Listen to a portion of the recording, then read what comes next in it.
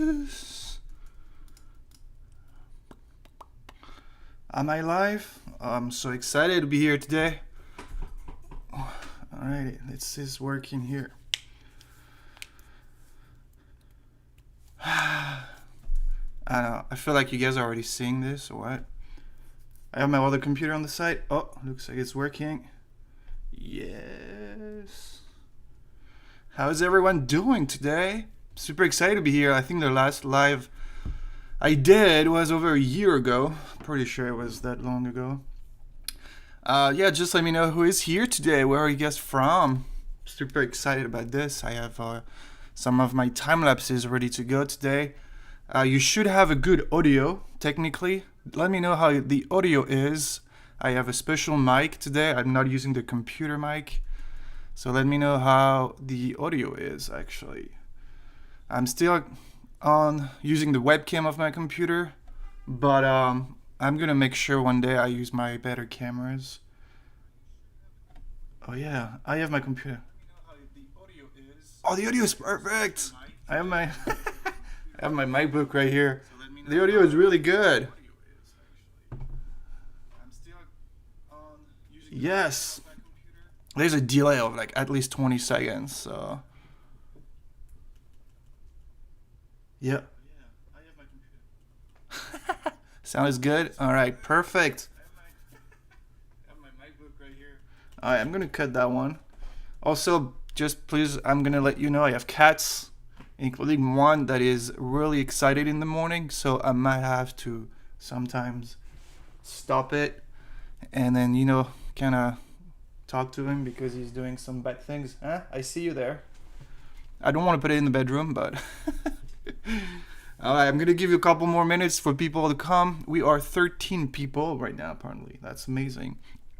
Thank you all for being here. Who do we have here? Ici la France. Salut Thomas. Francisco. Hi, Francisco from Italy. Dubai. Hello, sir. Audio is fine. Perfect. Awesome. I'm excited. A lot of people today. Rico, virtual, Apsi, le blah blah, more work. Less blah blah, more work. Oh, come on. I need to give people some time to come right here. Hey, Paul. How are you, Paul? I have my cat right here. Okay, I'm going to start work very soon. Give me a couple more minutes, guys. What? I feel like I'm going to have to, yeah. Like, hold on, give me a sec. Maybe.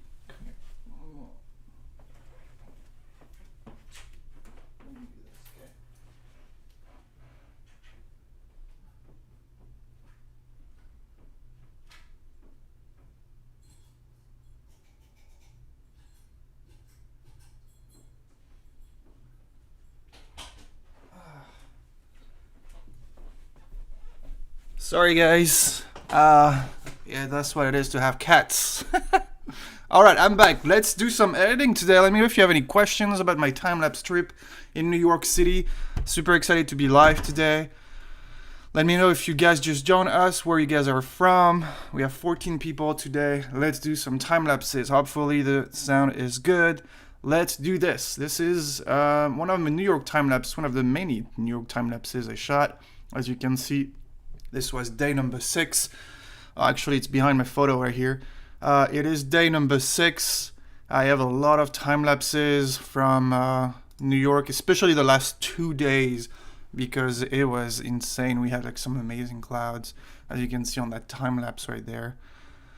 But yeah, I already edited like 13 of them yesterday. I kept some good ones for you guys, and today we're gonna start with this one. I think we're gonna do like a day to day one, a day to night, a sunrise, and like a night one.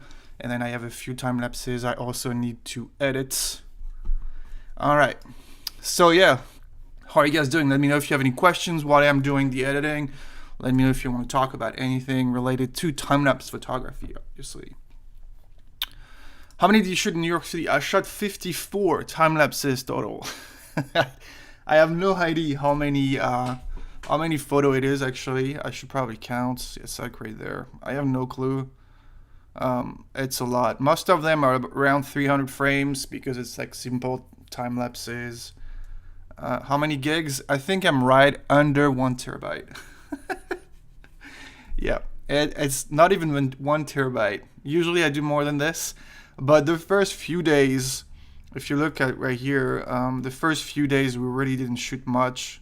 Day 2, yes. But we did, like day 3, we had a lot of clouds in the first few days were really cloudy, so the last 2 days were perfect. Like half of the time lapses I shot were actually the last couple of days. Alright, so let's keep going. No problems to leave in and see you later. Okay, let's do it. That's the time lapse, one of them. I shot from Liberty State Park in New Jersey. Look at those clouds. I think this is my favorite type of time lapses, where you can see the shadows of the clouds moving on the skyline. Like, it is really cool. Look at that. I'm gonna play it again. Hopefully it's not too freezing for you. There's like a 30-second delay. That's not bad, actually. Alright, look at these clouds, man. Alright, let's edit this. I'm gonna try to switch between the chat and editing, because I can't really look, you know, I have 2 screens. Where did you order to have those great clouds? Actually, it was Monday and Tuesday of this week. We were expecting no cloud at all. It was supposed to be like completely sunny, like LA style. And we took the train on Monday, and as we were getting closer to Manhattan, we saw some clouds. Like, hey, look, Brian, look at the clouds over there. And we got super lucky. This was the next day. This was my last day, day number 6. But I will be editing some time lapses on top of the rock after this. You'll see the clouds were amazing too. All right, I'm gonna do this. Save. Okay, this is gonna be a simple time lapse. You know what? I like taking 3 keyframes for simple time lapses, because right now the shadows and the highlights are changing a lot. So let's go to Lightroom, edit this time lapse, import. Okay, you know the drill.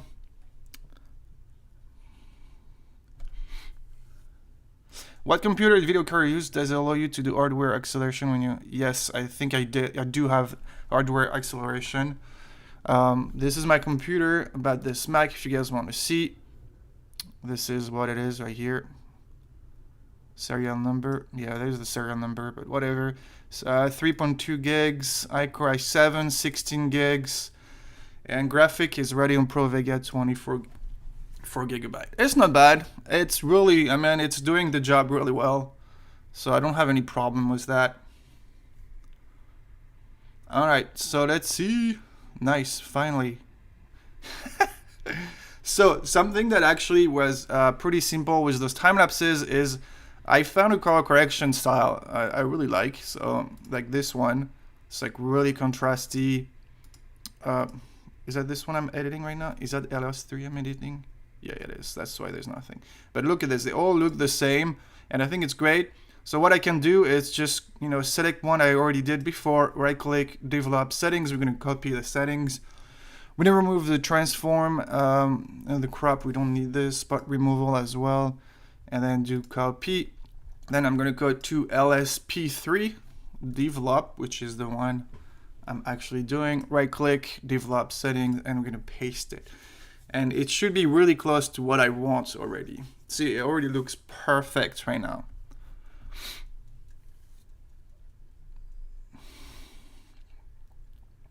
Was it R5? Oh, are you guys talking to each other? Oh, virtual trips. Okay. I was confused. I did not try the M1 Mac yet. Honestly, I don't have the money for it. For the crop, usually I do auto. It works most of the time. Right now, I think I might have a little bit of distortion on the side. Not much, because I was shooting at 76 mil. So let's do done. Let's see. For some reason, the Freedom Tower is super hard. The Freedom Tower is never straight. As you can see, that's the Freedom Tower right here. The Freedom Tower never doesn't have like straight lines. So I cannot use this tower to check if my time lapse is straight. So I can use other towers. So a little on the left, yeah, it looks pretty good. Definitely a little bit of lens distortion right here. This one too. And you can use this side right there. Yeah, a little bit of lens distortion, but nothing bad. Yeah, those clouds are crazy. So it looks pretty good right now. I can adjust a little bit the exposure. You know, that's color correction. You do the way you want it. I like contrast. I like colors that pop. And right now today we have both. I'm gonna go a little more with the exposure. I was shooting at f10, so hopefully I don't have like, you know, lens, no, how do you call this, dust spots. I don't think, oh, I have one. Is this one right here by Freedom Tower? There's a little one here, but it's not bad. That's something I'm gonna fix on After Effects. I think that's pretty much it. I should have, I think, is this one here? No. Anyway, you know, you gotta check for lens distortion. Not lens distortion. Lens, why do I keep saying lens? Dust spots on the lens. Definitely. Alright, I think we're gonna keep going. Since I pasted, you know, the color correction from another photo, it's pretty much how I like it. Noise reduction, we good. Remove chromatic aberration. Okay, we might do a little bit of uprights. A tiny bit. You can see like on the side it was a little bit. Alright, that looks already perfect now. And I might click auto one more time. No, that was not working. Sometimes it doesn't work. It usually takes buildings. You can also, with upright, you can also do, what's his name? Guided one. I'm going to do a guided one later. You'll see it's pretty cool. But, you know, usually vertical works if it's just a little bit. Look how good it is. Before, after. Oh, the power of raw files. And those clouds are super white. So the white balance is perfect right now. Let's see. Un workshop prévu en France. Un workshop, pas worktime. Dès que je rentre, ouais, un workshop pourrait être sympa. Sweet cloud action, yes. Did you lapse on 9/11 the strip? No, because I was not there on 9/11. I was there on September 15th, like 4 days later. All right, let's copy to the next one. So script, sync keyframes. 24 people today. Hello to everyone who actually joined us today. Let me know in the comments, in the chat, where you guys are from. Super excited to do the live today. Let me know if you have any questions, obviously in the chats.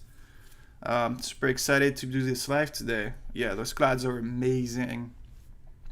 All right, so look at this. Like from one photo to another, when the sunlight shows up on the building, like it's a complete different skyline.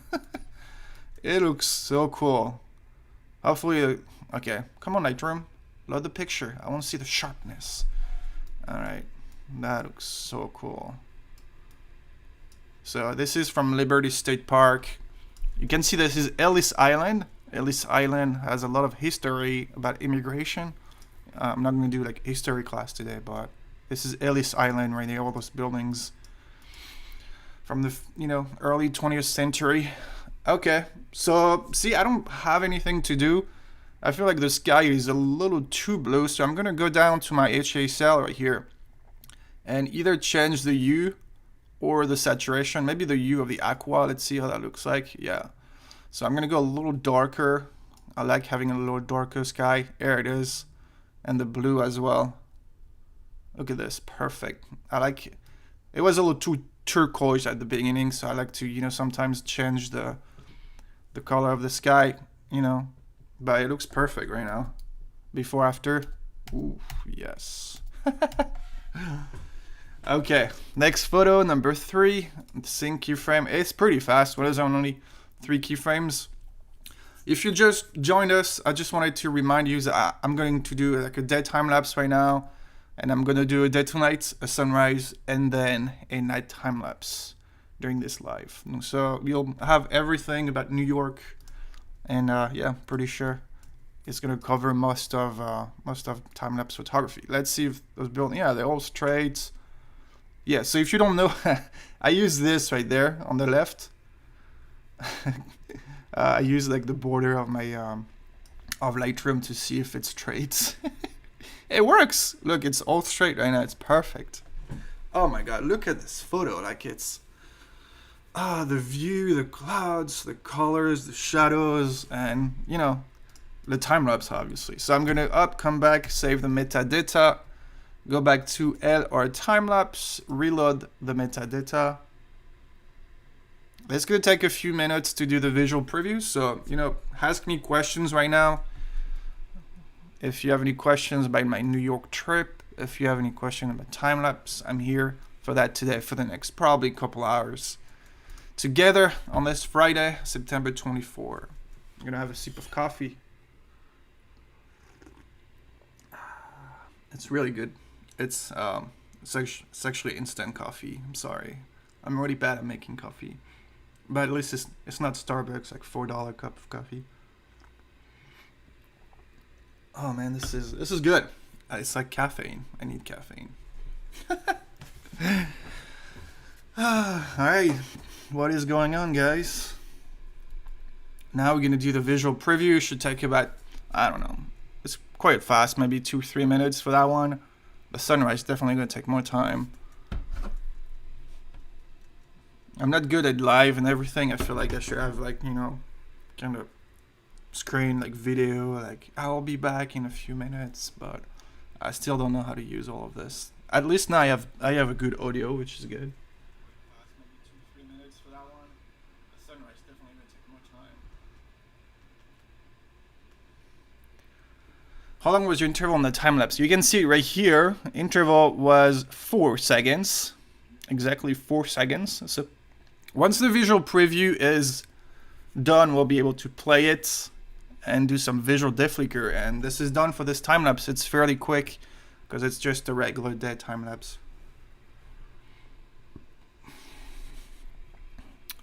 Une tête rotative conseiller Emeric. So if our time lapse is asking about a pan and tilt system, brand or model, I could recommend. I mean, I could recommend, you know, SERP. SERP is good. It's mostly affordable. I think it's great. If you go on my website, you will find a list of all the gear, of my gear. So what I have is the SERP Genie Mini 2. So if you buy 2 Genie Mini 2, you have a pan and tilt system. And if you buy only one, it's just a panning. You know, or yeah, if you need 2 to do only tilts. I never do tilt, but panning or pan and tilt usually is good. So SERP is good. You can also do panning with the SERP Genie one, but it's kind of pointless if you don't have a slider to get this one. So this one is great if you have just a tripod. You can also you have all the brand like Kessler Crane, Second Shooter has some great stuff. Second Shooter Pro. They are a little more pricey, but I used to work with that. The only thing I don't like with Kessler Crane, it's kind of heavy. So it's really heavy, but like this system, you can see on the photo right here, is really great. It works, but it is, okay, Second Shooter Plus. Oh, is it the page? Okay. Let's buy now. But, you know, it's great system. Second Shooter Pro bundle. Wait. Is it $970? Was okay? What slider? Oh, it's just the slider. I don't know. It was more expensive when I got them. Anyway, Second Shooter pan and tilt system is great, but heavy and a lot of cables. They might have a new one with Wi-Fi though. Maybe there's no cable anymore. Okay, that's an option. You have other options online. I'm sure you can find. But SERP will be definitely my my go-to because it's light, easy to use. Sorry, désolé, j'ai répondu en anglais, mais je peux pas parler trop en français. Randoms here. How many shots in this time lapse? I have 309 photos. I usually take over 300 photos, so I have like 10 seconds of time lapse video at 30 frames per second.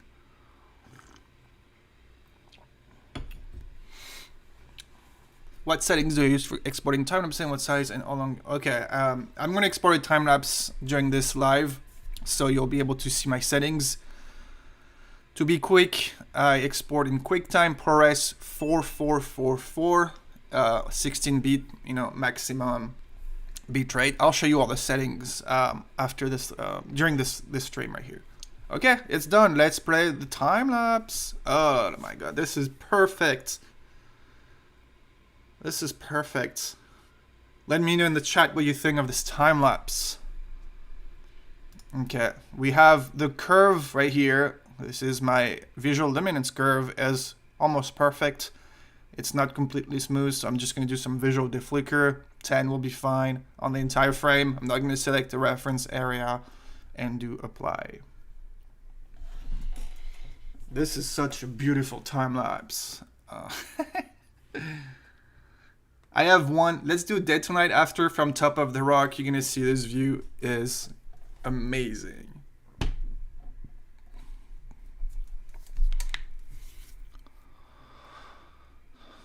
Bernard Fernandez, what do you think of the gimbal DJI Ronin RS2? I've never used it, to be honest.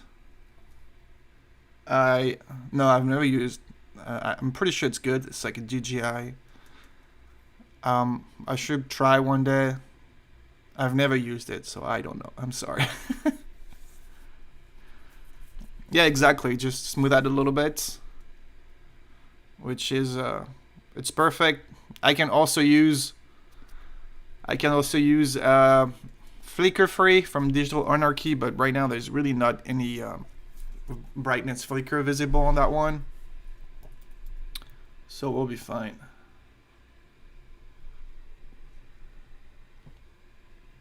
Paul Mark RT. Yes, this is from Liberty State Park. This is my first time shooting from there, and I'm going to show you another location from Liberty State Park. It's a huge park. I can show you real quick on Google Maps. Google Maps. Okay. So if we go to New York City, oop, I'm a little too far. If you go to New York, so this is it. You can see Liberty State Park right here. This is huge. So the time lapse you see right now is actually shot from, hold on. Okay. Yeah, from the Flag Plaza. So it was right here on this little pier. I was right here at the first bench right there. So you can see the view with Ellis Island in the foreground right there. It's a little, Google Maps is going crazy right now. And there's another view you can do is right next to the train yard, the old train yard. Like right there, you have New York skyline, observation deck right here, a bunch of views. Google Maps is definitely a little heavy. But yeah, you have so many good views from from Liberty State Park. All right, let's play a time lapse. Look at this. Yeah, we have some high clouds in the back going like other direction, which is like perfect. I was honestly so excited about this day. I could not stop shooting. My friend Brian wanted to go to the other spot. I was like, one more. I do set up my interval, based on the cloud speed. So usually 2 to 4 seconds is good. Right now this is 4 seconds. I think this is the perfect speed for the clouds. If you go 3 seconds, you should be fine as well. 2 might be a little short. I might have done a 2-second one because 2 would be 10 minutes time lapse. 4 seconds would be a 20-minute time lapse. All right, that's it for this one. Doesn't the top of the rock limit tripod use? Yeah, you cannot use a tripod at top of the rock, and I did not. You'll see I used a Gorilla Pod, and I also use a jacket. Yes, I use one of my hoodies has a tripod. I'm not kidding. All right, let's go to top of the rock. Let's do the Dead Tonight. I did the white one yesterday, but let's do the Dead Tonight close-up, which is one of my favorite spots. So all the clouds were gone by sunset, but we still had a little bit of high clouds in the back. Still pretty good, at least really colorful. The Empire State Building turned green, which is amazing, instead of just, the regular whites.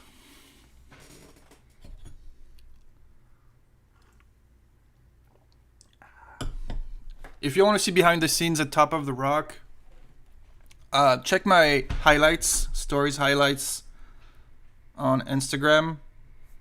You can see there's New York City 2021, which is like the first one on Instagram. So yeah, you can see some pictures behind the scenes of how I captured top of the rock. No tripod. All right, let's wait it to load. One of my favorite view, top of the rock. I still need to go to the Empire State too. There's like an observation deck right there. Freedom Tower, the Edge. And there's a new one on 1 Vanderbilt, which is a tower on the left right there. You can see it on that one.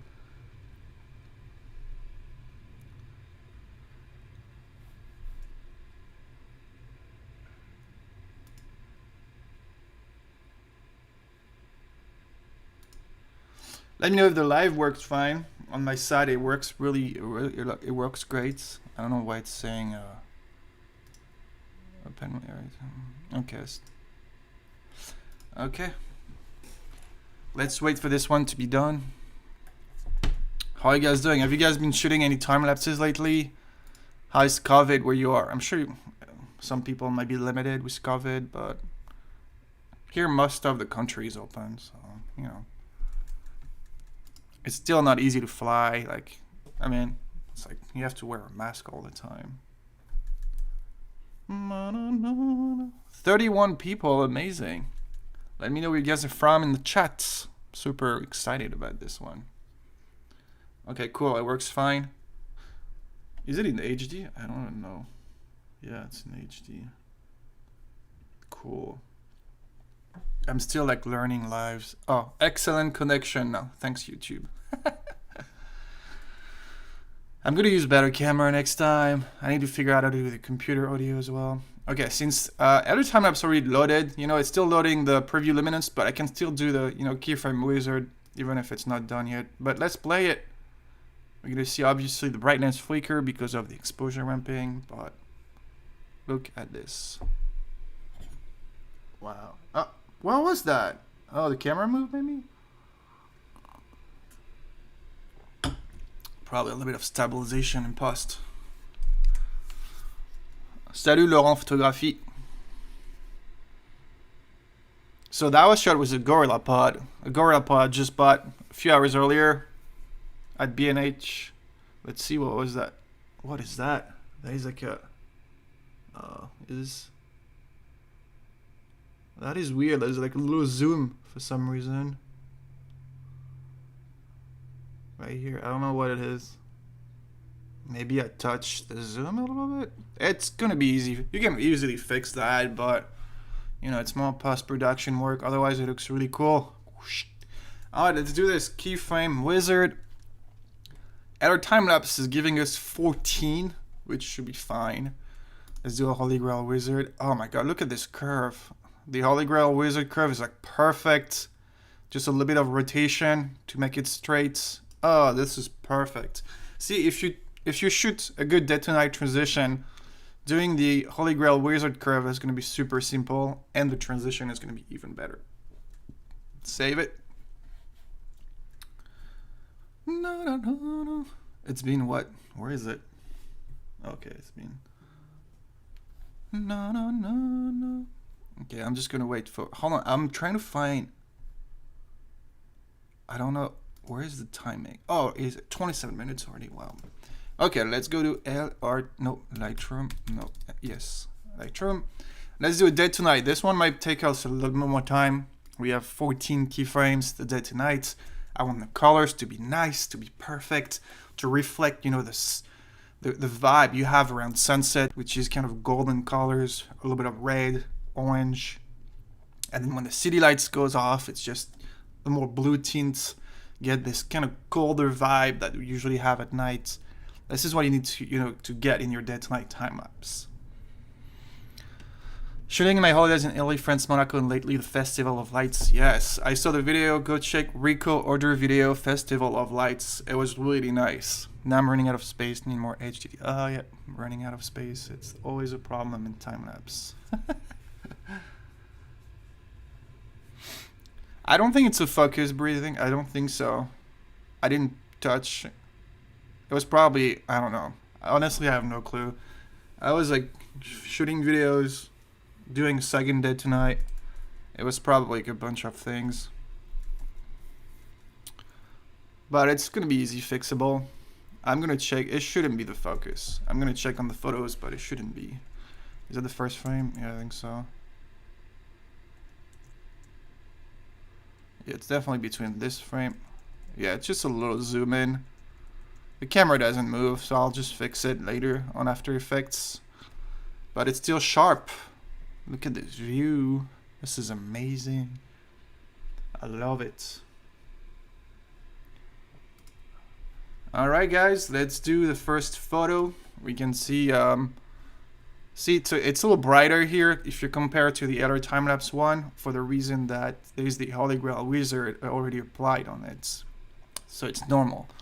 But it's okay, we can, adjust the exposure a little bit. Okay, maybe a little bit of highlights. So what I try to do is I always check the filters to see if there's something that looks good. Sometimes there is actually. I still like a natural. This one looks kind of cool. Maybe a little too much, I think. But you can also change the amount right here if you want. So you can have a little bit, you can change the opacity of the filter, of the presets. So it was, which one? It was number 2.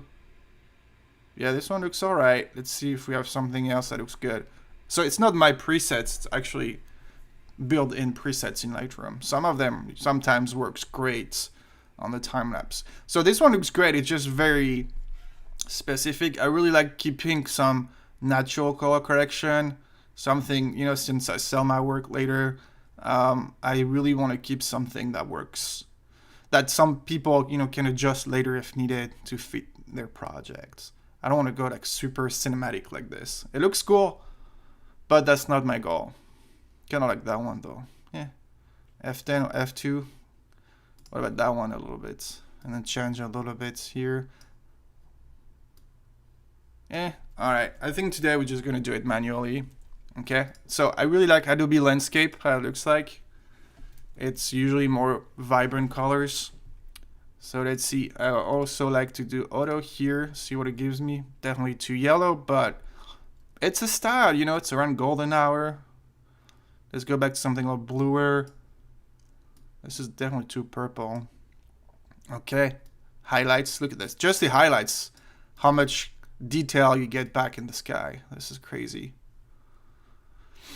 And the shadows, same. I don't like pushing the shadows too much. I like contrast, but I'm gonna do it a little bit today. Hey, Abhishek from India. How are you guys? That's not too bad. Push up the highlights a little bit. And then create contrast with the blacks. Okay? There's a contrast as well. I don't think we're going to have any problem with contrast flicker today because there's not much, passing. There's no big clouds. We don't have cars or people really close from the camera. So I feel like contrast flicker probably won't be an issue on this time lapse, so I can, use a little bit more contrast than usual. Just doing something very simple like this, just make a huge difference. Look at this. Before and after. Alright, so then we have the texture. Okay. Clarity a little bit. Okay. Maybe a little bit of dehaze. Okay, not bad. That looks cool. I really like the contrast on that one. I'm going to change really quickly the auto. Done. Okay, so that's perfect. If you zoom in on it, you still get some cool colors in the sky. Let's see if we have any dust spots. I don't think we have dust spots. I would have F8s. Oh, there's a little one here that I might be able to remove. Where is it? No, it's really, really small. Yeah, it's right there. Okay. I'm going to do it here because there's barely any clouds right there, so we'll be fine. Alright, that looks good. Yes, this was manual mode. Yes, full manual, not AV. Okay. What I kind of like to do is, push the vibrance and then remove a tiny bit of saturation so you get really vibrant color, but they're not too saturated. I know what the difference is between vibrance and saturation. I'm just having a hard time to explain it sometimes. You can check on Google, they will explain it. But look how clear it is. This is Brooklyn. You can see a little bit the Brooklyn Bridge, Verrazzano Bridge, Statue of Liberty, Jersey City. So much right now in this video. Alright, let's keep going. You can use the tone curve if you want. Let's see. The sky looks fine. I usually try to play with the hue and the saturation. So it's either aqua or blue. It's a little bit of aqua. I'm gonna get a little like this. Maybe remove a little bit of a tiny bit of saturation in the sky so it doesn't too fake. Like the problem is when you push up the vibrance and the saturation, sometimes your sky looks kinda, oversaturated. You can use the color grading if you want. I do sometimes. I don't think we need it right now. But let's see the midtones actually. Yeah, the midtones are okay. I want to see if I push like the shadows. You can do a little orange tints on the skyline, which is kind of cool. Kind of have more like sunset colors. This is kind of cool. A little bit of orange. It's mostly the skyline right there. I can play with the exposure as well, just with that area. Lightroom definitely has changed since the first time I look at this difference. It might be a little too much. Let's remove a little bit. Okay. And then a little bit of sharpening. Okay. Masking. This is option on the keyboard for the masking. Noise reduction. I'm going to go to 20 because I have ISO 200 and I push up the shadows, you know, a little bit. So there's maybe a little bit of green. Profile correction and enable. Okay. We might have to do a little bit of upright. Let's see. I think since I'm going down, yeah, I have to go to the right this time. So I'm checking the buildings on the side. That looks pretty good. Just a little 4 constraint crop, and we're pretty good here. This is my first frame. This is just one. But now it should go a little faster since we already have most of the settings done. So see the difference. I'm gonna go a little more, okay, like this. Alright, that looks pretty good right now. Alright, let's go back. Okay. See, fairly simple, but Dead Tonight always takes some time. Alright, script. Next frame. Let's have a sip of coffee. So see, it doesn't change so much from one frame to another right now. It's fairly simple on that one. I might just push up the exposure a little bit. The good things to do is to know what's coming up in your sequence. So right now I don't think I have any peak or any, you know, gap in my curve, so we should be fine. We have a little bit of colors in the clouds right there, so I'm gonna play with the HSL to kind of, you know, make those colors pop a little bit. Right there too, like between keyframe 4 and 5, I believe. So it's good to know what's gonna happen so you can anticipate. Honestly, I like how it is right now. I don't think I have like anything else to do. Yeah, no, I really like how it is. Before, after, yeah. All right, let's go to the next one then. You know, if it's good, you don't have anything to do. Okay, so now we're getting a little darker. The sun is setting. Let's go a little more. Okay, sometimes I like going a little more yellow around sunset. So I see here we have a little bit of colors in the clouds. So I could go to HSL and kind of push up the orange and the red. So you can see the orange and red are kind of very, they're very big on the time lapse. A little bit of red as well. So I'm going to push up the saturation just for those two. I'm using more and more the HSL because it makes a big difference. Kind of, you know, play with the colors a little more. But otherwise, it looks good right now. It might be a little too purple, so let's go remove a little bit here. Okay. It's hard sometimes to be happy with the colors. You don't know what's good, especially if you spend too much time on it. Alright, so we have another one here. The sun is almost gone now. I might push up this. Not too much. It looks really blue right now, so let's go back to more yellow. Okay. I'm going to reduce the contrast a little bit. So if I go there, I think it was a little bit here. I'm going to keep that, but maybe remove the orange. Okay. That looks cool. Maybe what you guys think of the colors right now. It looks really cool. I really like it. I mean, it's hard to not like this view. Like, it's just so good. I just don't want to overdo it with the colors. I think right now it's pretty natural yet good looking. Yes, the 24 to 105, I don't get it. It's so underrated. It's so good. Like I have the Mark II. Everyone is like, 16 to 35, 24 to 70. The 24 to 105 is amazing. Like it's so versatile. I think that's why you say it. Like 24 to 105 get you so much content just with one lens. Like I have a time lapse zoomed in at like 100 mil, and it's such a different shot, and it's just one lens. All right, let's see what we can do here. Okay, see, we have those orange lights in the sky. It's so cool. This is 24 to 105 is definitely my favorite lens. Ooh, this is definitely different. Yeah, the view is killer.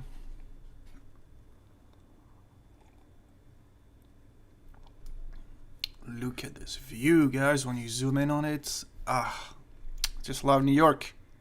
Maybe I should move back this time for good, maybe. I like these tones. I like those tones right now.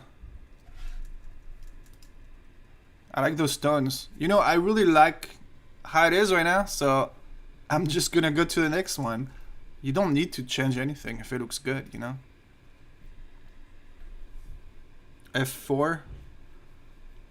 Why is it hard for day tonight? I'm shooting at F8 all along. Like, what's the problem with F4?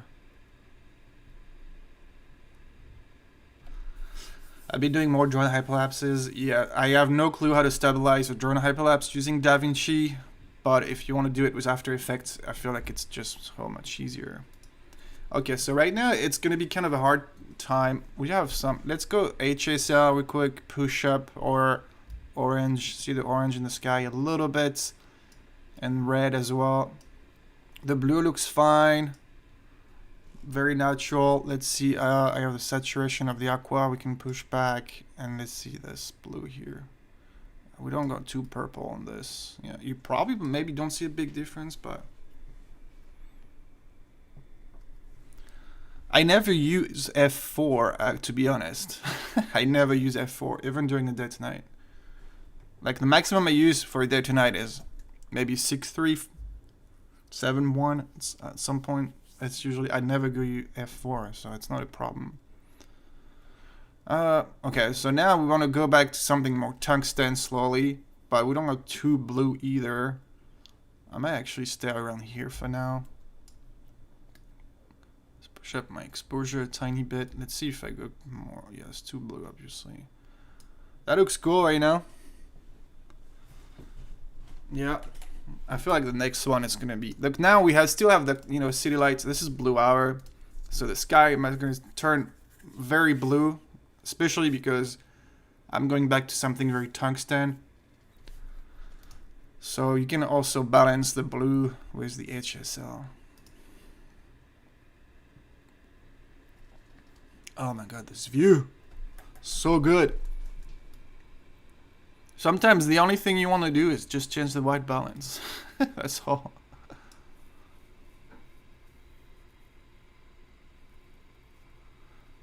I think it was a year 6. Let me check. There was a 7-second interval. I can show you my my settings at the end. 7.1, 4-second shutter speed, ISO 250.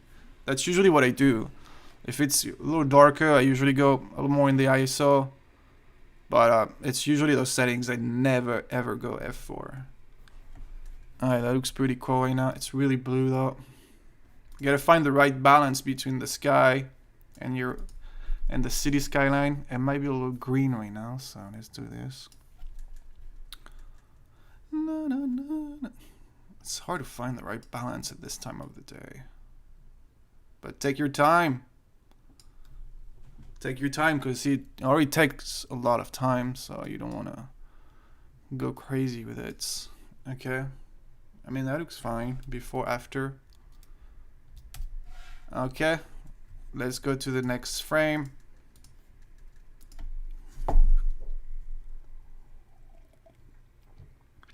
This is like one of my favorite right now. So I think, I feel like the orange of the skyline is a little too saturated because I do have this. So let's, remove the saturation in the orange and red. It's mostly gone in the sky anyway. And we'll be able to go a little more tungsten now. Push up maybe a little exposure a little bit. Alright, that looks really cool right now. A little too blue. So I feel like the skyline is a little too blue, but I like the white balance, so you can go in your color grading and maybe, where's the shadows? Yeah, it's right there. Remove the shadows in the skyline, so go like the opposite. There you go. Yeah, that looks cool. Not too much, just to remove a little bit of this blue tint in the skyline, but the sky is like perfect.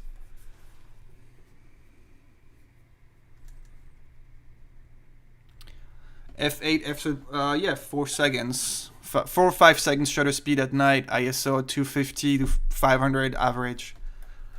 But yeah, that's usually what I do. And I don't have to open all the way to F4, yeah. It's dangerous. I mean, I feel like you can lose some of the focus a little bit. Shouldn't be a problem, but usually between F9 and F7.1, you should be pretty good. Get something really sharp. Yes, I understand. It depends on the city you take the shot. Yeah. Yeah, I understand. Okay, so I'm gonna remove the vibrance a little bit. It's very, very vibrant now. This shot is actually hard because it's just the city. You need to find, like, you know, the perfect white balance. I mean, that looks good. Now that, as expected, the sky might be very blue. So what you can do is, again, go back to HSL, remove some saturation in the sky a little bit. And it looks even perfect now. So that's what I usually do around blue hour when it gets super blue like this. I go a little more in my temperature, but then in my HSL I remove a little bit of saturation in the blue so it doesn't affect the other colors as well. And it looks perfect before, after. Natural yet colorful, vibrant. The New York vibe, am I right? Okay, we have 5 more photos to go for this day tonight from Top of the Rock. Live from New York City. No, I'm actually in Los Angeles now. But let me know if if you've been following me for a while, you know that I tried to move to New York 2 years ago. I feel like I was not really in the mindset for New York. I didn't know what to do. But now that I'm back in Los Angeles, and after this week in New York, I'm strongly thinking about moving back to New York. New Jersey has some cool towns a little bit outside the city that are all affordable. And I'm actually thinking about moving back to New York because I feel like it could be a great... oh my god, that looks perfect. I don't know, I love it. So let me know if you think I should move to New York. I feel like it could be nice. I feel like this color is perfect. I'm actually checking on my MacBook right now on the side. It looks amazing. It might not look exactly the same since you're watching a stream on your own screen, but on my side it looks perfect. We have 32 people right now. If you just joined the stream, just let us know below where you guys are from. Oh, this is so good. I'm sorry, this is just the best view of New York City. Like, I feel like even the other observation decks are not that good. This is just out of this world. No, I'm not gonna end up in Atlanta again. There's no way. No. I'm not going back there. Eventually the airport if I have to, but I am not moving back to Atlanta. Alright. No. We are at the night. This is the night time. Okay, I don't know why I keep singing right now. I'm super excited right now. I love it. It's so bright. I'm gonna turn down the exposure a little bit.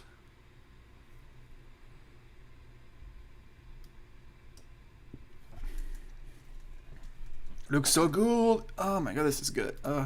Sorry. I'm just super excited. Like, this view is, like I say, out of this world. Because it is out of this world.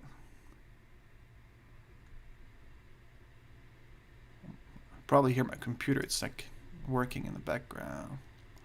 Alright, so see, there's not much going on. I only changed to ISO 250. I'm just gonna leave it as is right now for the noise reduction. I think I'm at 20, so I should be fine. And then the next one. Alright. Okay. Is this one blurry? It was probably the last frame when I was trying to, you know, turn off the interval meter, so it could be blurry. Oh, it is not. It is. It might be a little bit. It's fine. I'll just remove it. Okay. I just feel like it's perfect right now. Oh. It's actually even better right now. 3003. Okay, I'm gonna go a little more blue. I like this blue, you know, temperature at night, because night is cold, technically. So you want to get something more tungsten. Okay, we're good with the day tonight. Let's go back to this view here. Something you can do that my computer doesn't like, it's you select all of them, which, you know, I didn't do it yet. Hopefully it's not gonna. Okay, and you can do like a oh, yeah. Perfect. All right, grid view, command A, command S, enter time lapse, reload. All right, this one's gonna take a while. Let me know if you have any questions, you guys. Let's chat a little bit. Don't you get fringing issues with so many lights? Fringing? I don't know what fringing means. Flickering, you mean? Fringing? I don't know what fringing means. Let me go and translate. Translate. Fringing.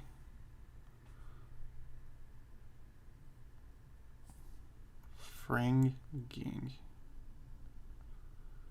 Frange. I don't think this is the right word you use, but. Auto transition. Sorry, Emeric, next year on 9/11 should have daytime time on top of the rock. Yeah, I could do that. I might be crowded. Alright, visual previews. Let's do this. Purple fringe. I don't know what fringe means. No, I don't have any problem with like colors or whatever. Would you go out of the city and do some Milky Way time lapse? Yeah, I do. I do have Milky Way time lapses. I'm actually teaching you how to do a day to night astro time lapse in my time lapse masterclass 2021 that you can guys check on my website. You can check this link. I'm gonna make a link if you want to check all my courses. There's more information about pretty much all type of time lapses you can imagine in both English and French. Oh, the chromatic aberration. No, that's not a problem. You have make sure on Lightroom you remove it. If you usually Lightroom is pretty good at it. If you remove, you know, chromatic aberration in the settings, obviously. Or is it? It's all down. It's right there. Usually it does a good job here. So yeah, chromatic aberration right there. No. All right, so yeah, chromatic aberration. Okay. Yeah, no, it's not a problem. Just make sure you select it in like remove it on Lightroom, and usually it's not a problem.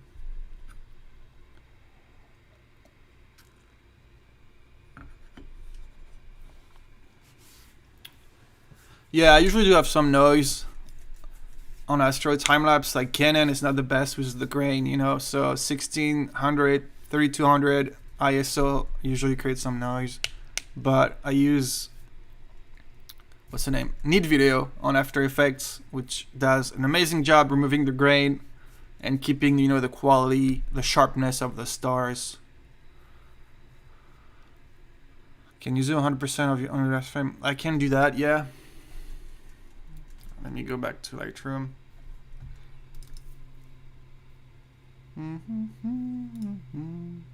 It's gonna load it, give you a second. Computer is working hard right now between the stream Actually, that might not be the best frame for it because it might be a little blurry since I was turning off the intervalometer. I don't even know. It's still loading, give it a sec.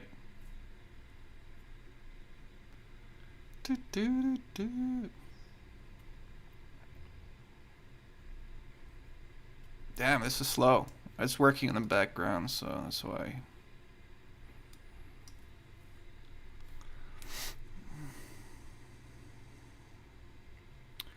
Sammy, what slider? I have the magic carpet carbon slider from SERP with the Genie 1 and Genie Minis for the 2-3 axis motion control. Pick 1 or 2 cityscape. Really? What question is that? No, definitely cityscape. I like landscape. I just don't find it as exciting as a landscape for me. Yet it's... Oh, there it is. Yeah, it goes nice. Full sharpness. If you look at the lights, yeah, it's fine. I don't see any chromatic aberration on that. There's some purple lights. It's definitely the lights in the city. There's definitely no chromatic aberration on that. It looks really sharp. Even like further away.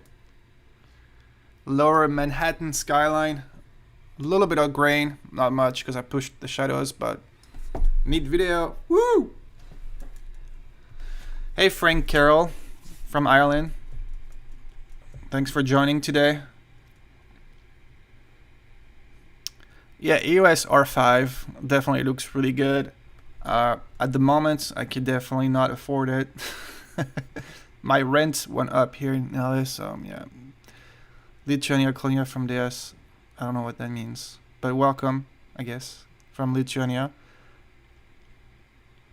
Yeah, Jenny, they're good. Sometimes a little bit of, connection issues, but most of the time, once it's going, it's like going. It's not gonna stop. Yes, I do have L series only. I have 16 to 35 f2.8 Mark III, 24 to 105 f4L Mark II, and the 100-400 f5.6 Mark II as well. 100-400, yeah, they're all good. Hey, Jose Morales, welcome. California here, San Francisco. Nice. How's San Francisco right now? Yeah, cityscape is the best type of time lapses. It's so exciting, Landscape it's nice. It's like you get some beautiful views, but it's mostly just clouds. To me, like it's clouds or astro, which I like. I like astro. Astro is fine for landscape time lapses. It's just if it's just basic landscape. It's not my type. I know it's not my type. I guess there's some people who love landscapes more than anything else, than cityscape. But I am more cityscape fan, as you can see in my most of my portfolio. Can you talk about what you're thinking when going from day to night, like settings? So for day to night, you can check right here on the lists. I always start by changing the shutter speed all the way to the maximum I can with the interval I have. But you got to keep in mind that you want to keep 2 or 3 seconds maybe to get enough time to change the aperture or the ISO. So if we go down on this one, if my computer wants to do it, okay, let's keep going down.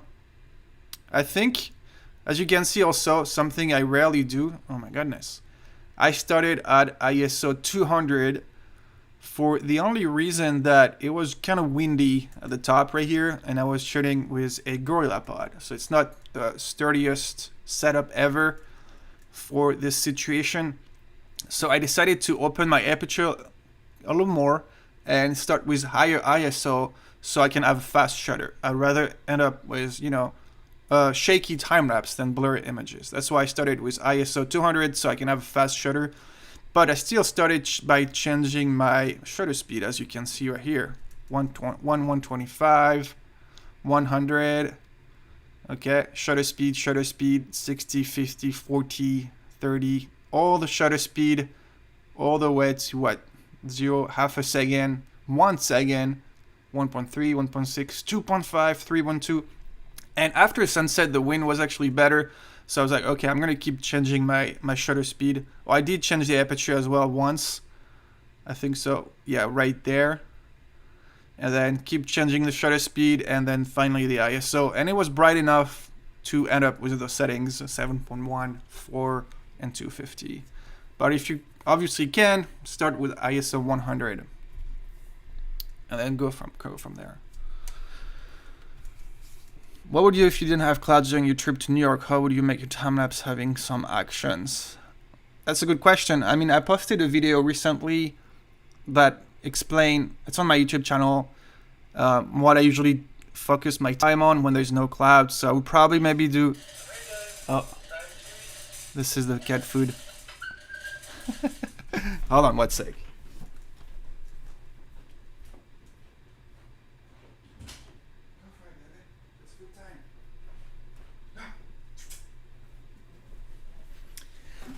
Yeah, I probably would have maybe do focusing on day to night, on the boat traffic, maybe more cars, people in the streets.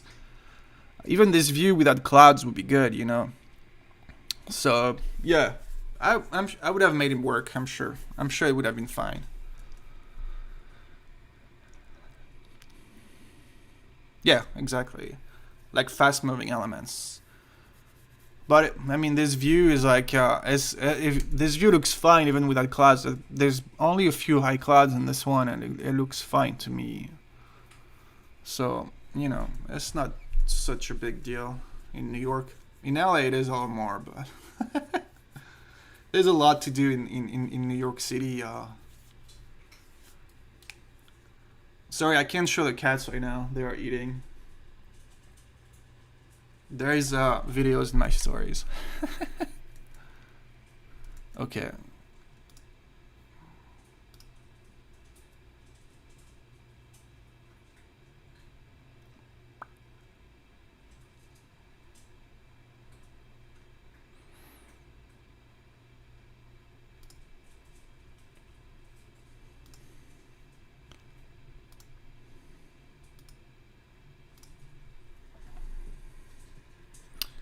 Alrighty.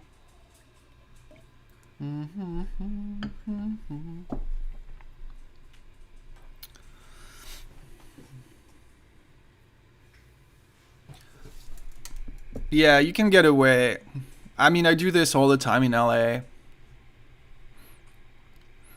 I do this a lot in LA because there's, you know, a lot of clouds, but you can still find some great subjects. And that tonight I find it's a little, if you shoot at the sun directly, it's better because you can see the sun going down and usually get the silhouette look, which is kind of cool.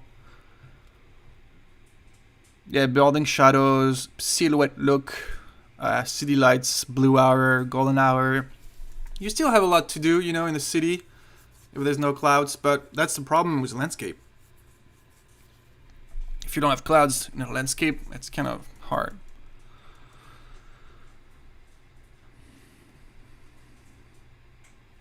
Alright, we're almost done. It's quite fast actually with my computer right now. My computer is pretty fast. Do you change settings via an app? No, I don't. I do it on camera. That's why you need to make sure it's sturdy before you start shooting. But it's fairly simple, you know. It's just a little gear on top of it, little, you know, wheel for the shutter speed. Same thing for the aperture and the ISO. It's just a couple buttons, so it's pretty fast. But you can use apps. I'm actually going to post a review video really soon on YouTube about the Unleashed by Photography.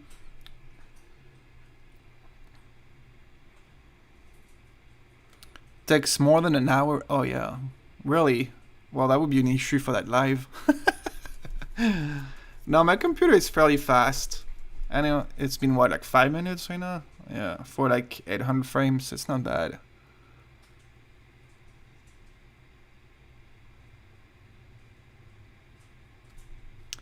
Day to night would be good. Problem with day to night that you can only make 1 time-lapse per day, unless you have 2 cameras.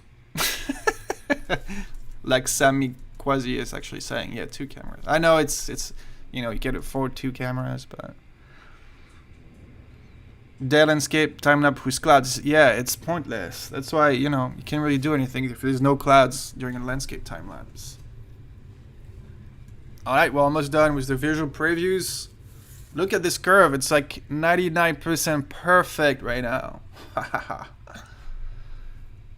Let's play it. We might still have a tiny bit of brightness flicker, but I'm sure it's gonna be fine.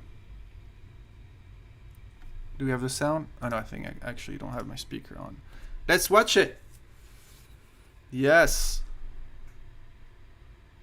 I love it.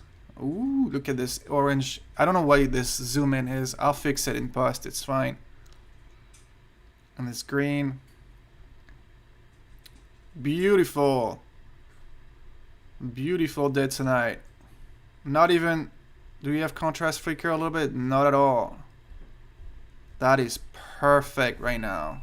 Ah, there it is. So, for this one, I think I can use... Yeah, there's a lot of lights. And I mean, it's not... As you can see, the city lights are not really affecting the visual luminance at the end. So, I'm not, again, not doing a reference area. I'm just going to do the visual deflicker for the entire image. It's not needed to select the sky here. You could, but I'm just gonna do the entire image right now.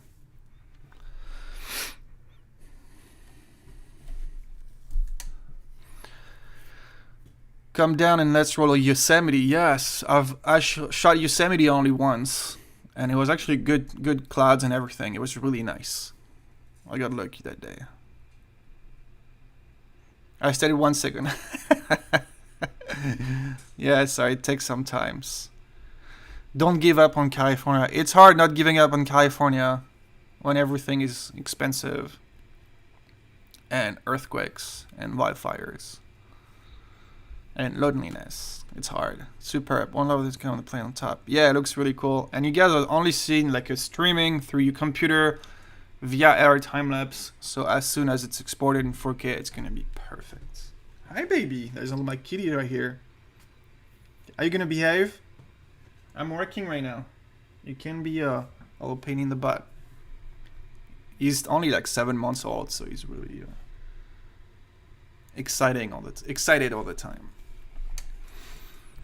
So now I'm doing the visual deflicker for this Dead Tonight time-lapse, which, you know, as you can see, this is my red curve right here. It's really not a big visual deflicker because there's not... Other time-lapse did like a perfect job with the transition and the Holy Grail Wizard right now. I also did a good job with the exposure ramping before. You saw the Holy Grail Wizard curve was perfectly straight. So, you know, the combination, the mix of all those actions made like a perfect day to night transition.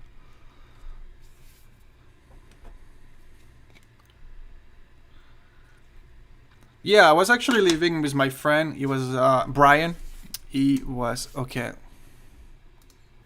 Hold on 1 second. Oh my goodness! Come stop.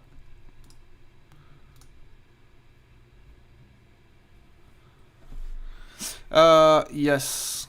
Is that what? Okay. Yes. Sorry, I was living with my friend Brian in New Jersey. It was about half an hour drive from New York, and it was a nice area actually, very affordable, and still very access to New York City. So it's an option, you know. It's an option. But yeah, I feel like New York could be, you know, bring a lot of stuff.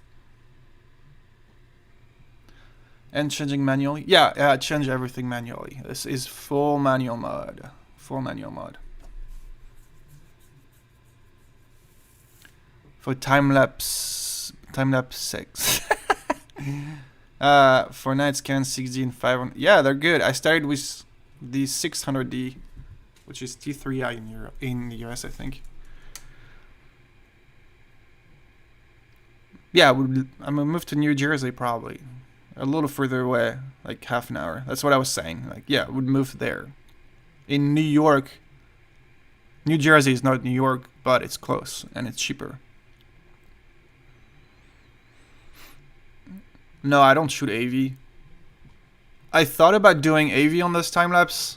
Oh, at least one of them, since I was shooting with 2 cameras. But I don't like AV. I was like, I trust my camera if I have to, but if I can do it manually, I'll just do it manually. Manual mode. Alright, we're almost done with this time lapse. I think after this I'm going to do sunrise. I have the beautiful sunrise I was actually live on Instagram. I'll be editing it with you, and then I think after this we can maybe clean a couple of time lapses on After Effects, and we can call it a day. That was nice. Give me a second. The cat obviously is doing something. Get out. He knows I'm working, so he's like, I'm gonna be a bad cat because I want you to take care of me, right? Cats, I swear. They're cute, but sometimes... No, I've always felt 100% safe in New York. More than any other city, to be honest. Even in LA, sometimes I don't feel... There's some, sketchy areas. San Francisco is terrible, I think, right now. And we all know what happened, to some filmmakers and photographers. I really don't feel safe in San Francisco, to be honest. Los Angeles depends where I'm going. There's obviously some areas I don't feel safe, but all the time I've never had any problem. But New York, there's like people everywhere. It's gentrified now. Pretty much every neighborhood in New York, most of them. Like if you stay like Manhattan, even Jersey City area, New Jersey, Brooklyn, it's all safe. And there's people like everywhere. And security, I've seen a lot of cops in New York City.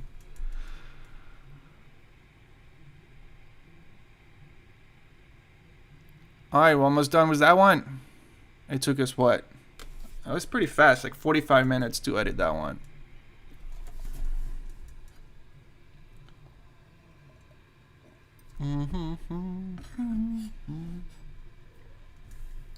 What? This is my cat looking at me. He's always staring at me.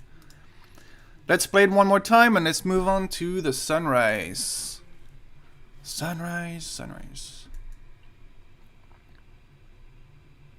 I learned manual with you, but I said, can't do manual? What? I'm sure you can. Maybe in the settings? I don't know Sony that much, so I can't really help you, but...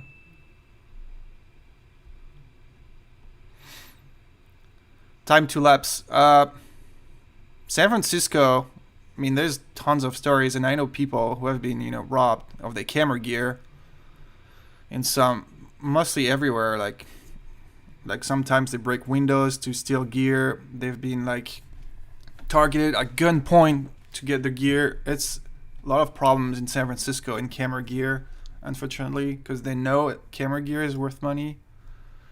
There's stories like this and videos like this where they don't hesitate. They just, go and steal the gear.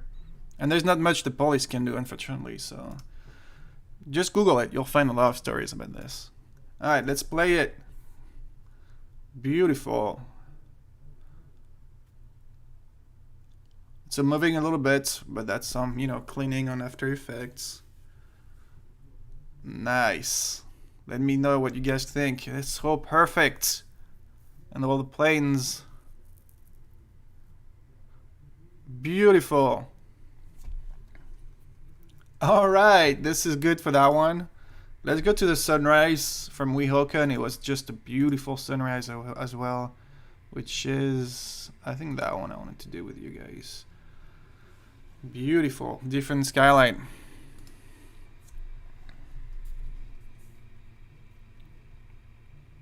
Is it necessary to use a second camera when you shoot a moonrise or a moonset time-lapse? No, it's not necessary. So if you want to shoot the moonrise or moonset, so usually it's good when it's like almost full moon. So if you want to shoot the full moon rising, the good thing to do is go one day before the full moon, because it's usually going to rise a few minutes, sometimes all the way to half hour before the sunset. So you have the same settings, exposure settings for your scene and for the moon, because the moon is very bright. So if it's already nighttime, the moon is going to look completely overexposed, but there's nothing you can do. So if you shoot one day before the full moon, Usually you can keep one exposure settings for the full moon, almost full moon, which is most of the time like 99+% full, and you have no problem. I shot so many time lapses like this and it almost looked like the full moon.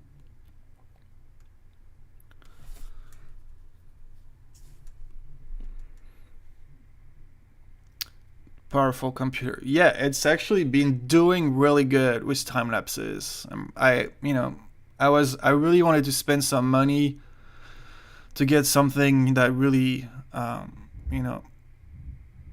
process all those images really fast, because it's just, I have like 54 time lapses. Like I can't wait 3 hours per time lapse.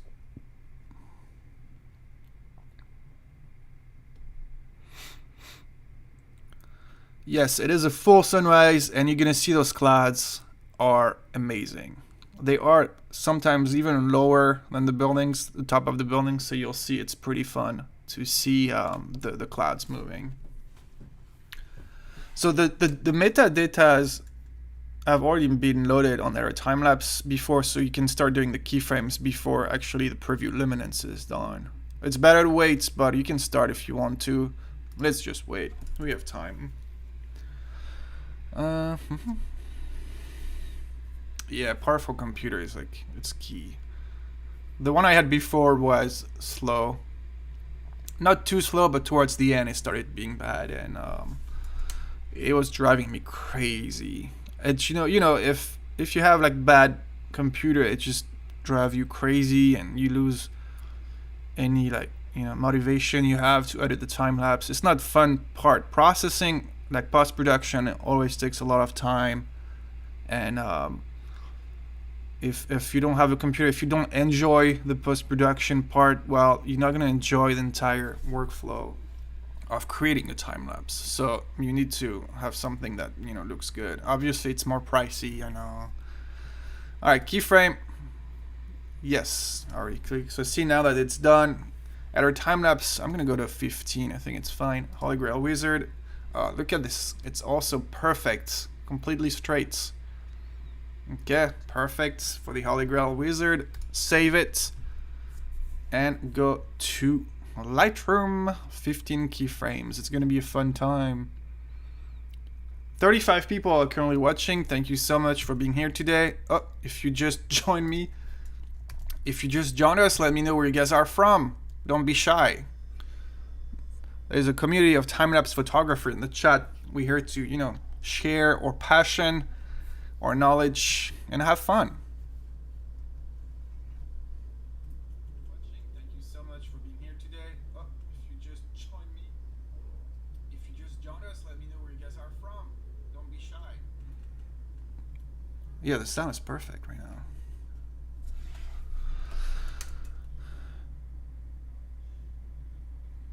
Perfect. See, people are helping each other in the chat. How cool is this? I don't use Sony, so I had no clue, but it's perfect. How do you dump dirt on the sensor? I often have dirt pieces in it. So first of all, is clean your sensor if you can, just blowing some air on it, even the lenses as well. Something that works great is also use wide open aperture, not too much, but if you are usually between 7.1 and 8, the dust spots are less visible. Pretty much not visible at all. That's what I've been doing for a long time, staying around 6.3, 8, and I rarely have any dust spots now.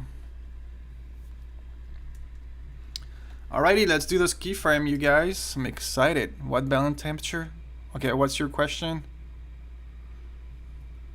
Is that a question? Sorry, Maximo Guetta, I don't get your question. Okay, let's do this so we can check if we have any lens. We don't have any dust spots on there. I remember having a lot of them, especially how I change lenses all the time on my cameras, but shooting with a wide open aperture really make the dust spots like invisible, which is perfect. All right, let's do this. Let's do the landscape. I like the landscape profile. I like to do auto to see what it's doing. Oh, not bad, but definitely too yellow. Let's go back to something more tungsten. Let's do an auto to get some Okay, we're pretty good here. This was shot from New Jersey, Weehawken to be exact. 38 people, this is insane. Welcome everyone. I can tell the blue hour in preview is great. Yeah, it looks really good. It might be a little too blue in picture number 3, but... India, I love your time lapses. Hi, Sohrab Theory, welcome. Yeah, you can use the screenshot if you want. Oh, I love this city. So let's see. I don't know if you guys know New York at all. We have the second tallest building in New York right there, which is the Central Park Tower. We have Midtown Manhattan right here, the Hudson River, obviously. This is Times Square right there. We see the HAM. Obviously, the famous Empire State Building right here, beautiful building, and Hudson Yards, which is crazy. A lot of new buildings since a couple years ago.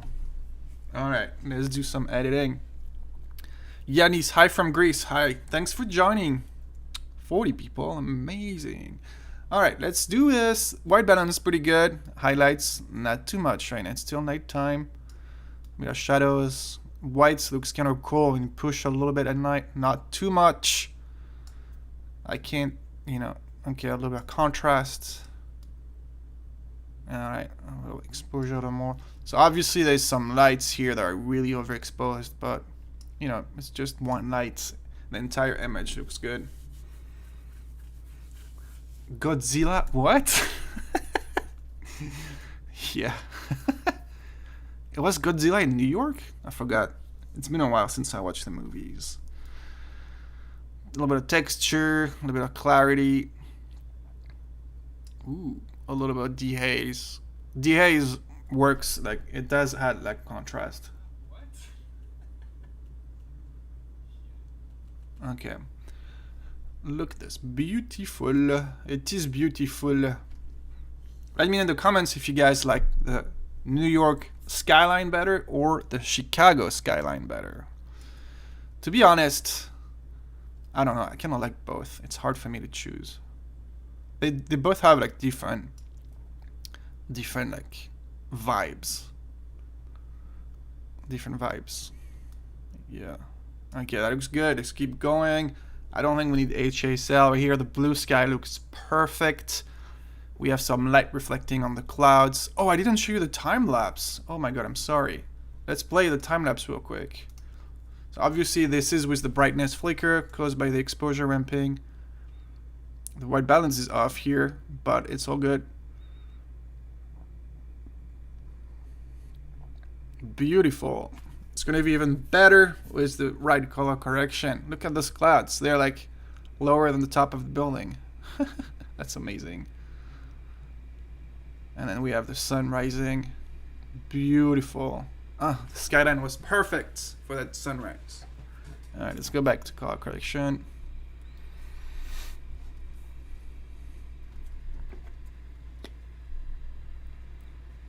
Yeah, that's right. They both have like a very unique style. I think I like New York better as a city. That's for sure. And the skyline looks good. Noise reduction, a little bit 20. Alright, classic. Chromatic aberration. Obviously, don't forget to do chromatic aberration. We were shooting at 30 mil. We might have a little bit of upright to do. Not much, because I was pretty straight. The camera was not tilted, so yeah, you don't want to go too much. Maybe -5 might be good. Constraint crop. Alright, that looks pretty good right now. Alright, that's something you can do later on After Effects, but I feel like right now it's perfect. Oh man, this view, this, oh wait, did I start, oh man, I started with the keyframe number 2. It's alright, it's not a big deal. We'll go back to the keyframe number 1 before we go to the next one. So I think it's pretty good here. So I accidentally started with keyframe 2, so I'm gonna select keyframe 1. You probably don't see it, it's right here. Okay, there's my face in front of it. But I started with keyframe number 2, so I'm gonna copy the keyframe number 1 and then do the first keyframe before we start going further. I didn't even realize. 3:30 a.m. in Singapore. I'll catch the replay. Thanks for all you do. Thanks, Random Sir, and have a good night or good morning. No, I do an exposure ramping, so I change interval. No, sorry. No. I don't change the interval. Don't change the interval. I change the exposure. Sorry. So shutter speed, aperture, and ISO. All right, that looks good. Look at the top of this tower. It's like in the clouds. This is so cool. Alright, I like this kind of mix of purple, blue, yellow. So many colors in there. Okay, I mean, I'm pretty good. I'm pretty happy with this one. So let's go to the keyframe number 2 again. And then copy to keyframe number 3. Alright. So see, now it's getting blue. We need to change this this temperature. It's a little too blue on there.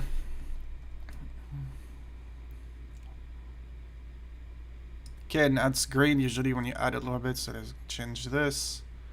Perfect. So I'm gonna go to more with the exposure. The other time lapse keyframe 3. Yeah, there's maybe a little bit. That's why I have to push the exposure a little more.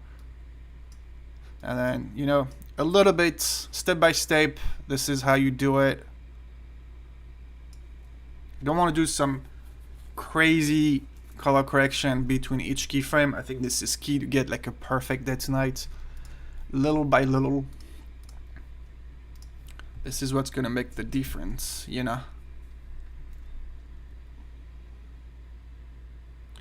Okay, let's keep going with this. What? Okay. More from exposure. It's getting a little bright right now. Still have the white balance is fine here. I don't think we need to get some HSL. There's not really any, you know, red colors in there. But that looks really good. This is one of the best skyline view, like from New Jersey. It really offers some great skyline view. Perfect for time lapse too. The magic of raw files. Am I right?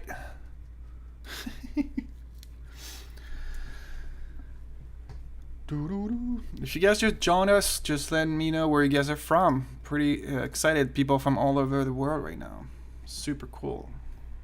I should do live more often, right? Okay, let's keep going. That looks really bright. I'm gonna remove some highlights. Oh, that looks really cool. I love this gradient of colors in the sky. Like it's really orange on the left, blue on the right. So I think maybe I might push up the saturation a little bit of the orange. Yeah, see, there's a lot of orange right now. So let's make it a little bit of red. Oh, a little bit. A little bit of red. Definitely a little bit of blue, but it's so good. Exposure maybe a little more. Okay. The shadows a little more. Okay. So I have a lot of trees in my foreground because the park we wanted to shoot from was closed. So we had to kind of shoot a little bit on the side. But it's okay because I'm going to crop most of them later with the 16:9. Perfect. That looks good right now. Okay, come on. It's okay, it takes some time to load. So it's right now a little like boring time of the day. Like the city lights are off, the sun is not up yet, so it's not the nicest part of the sunrise. But you know, we have to go through it. There's no choice. But it still look good, you know. It's gonna look good on the time lapse. I think one single frame doesn't look good, but it's part of the time lapse, you know. Yeah, once the sun is up, it's gonna, you know, change the entire scene. Do you guys like shooting sunrises? Honestly, I like it. It's just really hard to wake up super early all the time. But when the sunrise is nice, it just, you know, makes a difference, you know. Obviously, it's hard because if the sunrise is not nice, it's just, you're tired all day for nothing. Which is gonna suck. Alright, let's keep going. So right now it's pretty boring, but when is the sun? Where are you, sun? I'm still not on that one. I don't know where the sun is. I think it's, oh, it's like two keyframes from now. I'm gonna try to get something more yellow. The clouds looks cool though. More contrast. You can use tone curve if you want. It's the same. I mean, it's the same. It's better for, how do you call it? Contrast flicker. Kind of like this tone. Again, it's the boring time of the sunrise, but you know, you gotta go through it to go to the sun, to the actual sunrise. Gray hour. Oh my goodness! See the look at this frame now. From the gray hour, like Rico calls it, yeah, definitely, to the colorful golden hour. Like, oh, this is amazing. Look at the skyline. It looks so futuristic with the skinny towers. So now we have a little bit of red on orange. Maybe I can push up the saturation. Let's see. Alright, not too much. But I'm gonna push up the entire clarity, because clarity is cool with dark clouds like this. So I'm gonna come back to the other one and maybe do a little transition. 19. Wait. Yeah, I did those. Okay, I forgot. Look at this next. Oh, wow. I'm gonna push up the vibrance, play with the colors, but stay natural. Beautiful. Beautiful. Très joli. Number 10. Oh. I really got lucky with the sunrise. We got lucky. Alright. Maybe too yellow now. Let's go back to something with blue. Now the orange might be a little too saturated. Let's go back to like maybe 6. Same for the reds. But that looks really cool. I really loved it. Love it. You can change the hue if you want. Like, look at this. What about this? What about this? Nope. Let's go back to 0. Okay. Maybe to purple a little bit. I mean, the exposure right now is pretty good. I really don't have... It's at 0. It means I was perfectly exposed directly on the camera. Number 11. Beautiful. Yes. Very orange.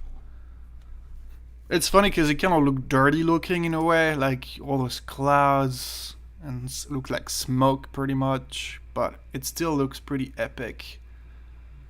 And if I go back to something on tungsten at this time, it still keeps some of the good vibes, but you get some, you know, very colorful on both sides of the image, which is kind of cool. Contrast. Yeah, that looks kind of cool. Before, after. Get those colors. Those colors are here, so you need to make them pop. Make them vibrant, saturated. Not too much. Oh, wow. Just those clouds are beautiful.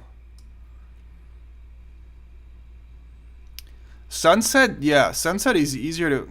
If it doesn't come out good, yeah. Sunset are easier to predict because, you know, you can see the clouds. But sunrises, if you wake up at like 4 in the morning, which we did for the sunrise, it was, you know, it's gambling sometimes. Even though you can analyze the clouds and see all those, you know, sunrise, sunset prediction websites, it's never 100% accurate. So at some point you got to take the shot and just go for it.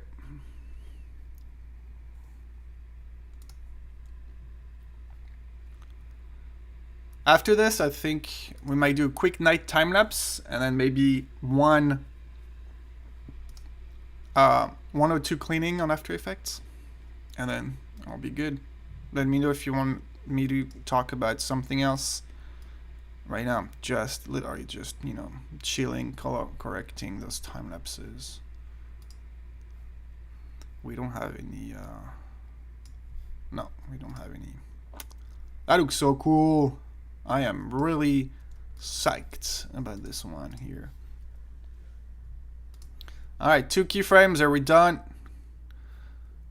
We still have some cool clouds, like even though it was like maybe half an hour after the sunrise, it still looks really cool on there.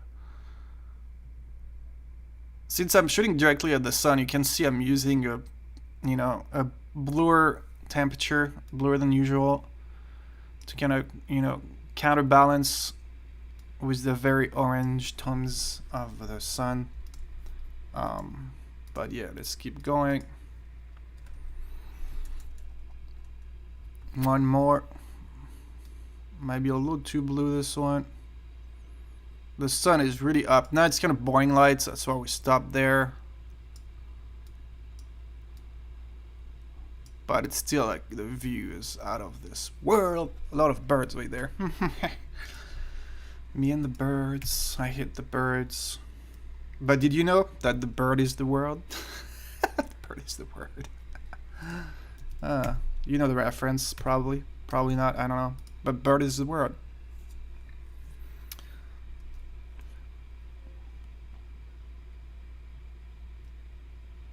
Alright, let's go back.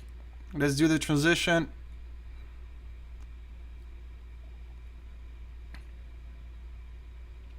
This one is a little slower. It's a lot of waiting. Time-lapse photography. You can click directly and you can see it's putting like the queue. It's creating a queue. I got the same as feeling. Yeah. Like the next morning was actually really good. We were so tired because we shot all day long, so we missed it. But that's how it is. It's part of the game.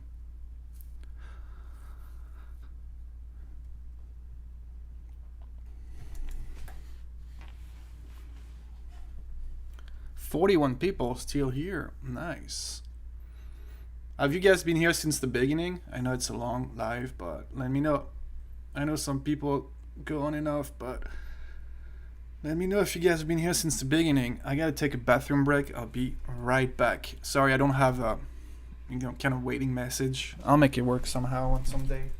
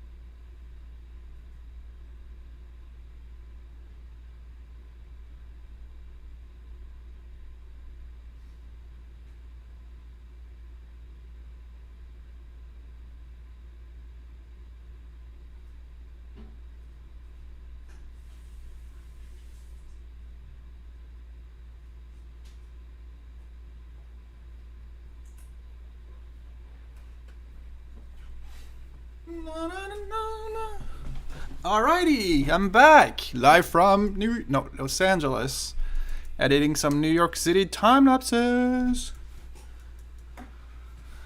Kawa JPEG from the beginning, thank you so much. We still have, I'm gonna finish the sunrise and I think one night lapse, and then let's clean a couple time lapses. It's pretty chill. What time is it where you guys at? I know Europe is probably like, what, 9:41 p.m.? But what time is it for you guys? I'm going to finish the sunrise and I think one night lapse, and then let's clean a couple time lapses. Yeah, I'm checking right now. It looks perfect. It's pretty chill. What time is it where you guys at? I know Europe is probably like, what, 9:41 p.m.? What time is it for you guys?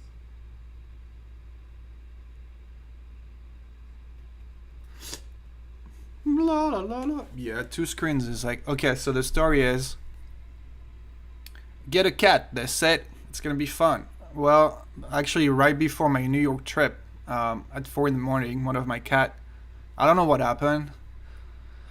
I think she jumped on the monitor. I was sleeping, obviously, and my right monitor on the right here actually, fell.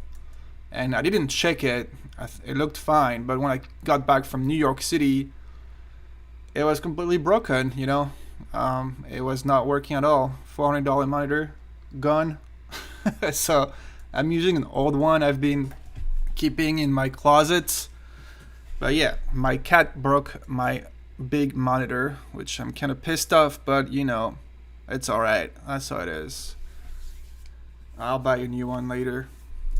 But she's so cute, it's hard to be mad. Still waiting to see your cats. I can show you one right now. I feel like the other one. Give me a second. Where you at?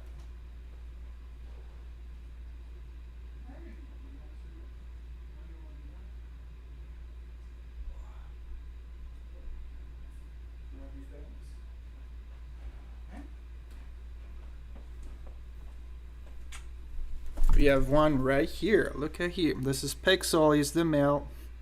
That's not the one who broke the monitor though. Look. You're in front of 36 people right now. You want to say hi? Alright.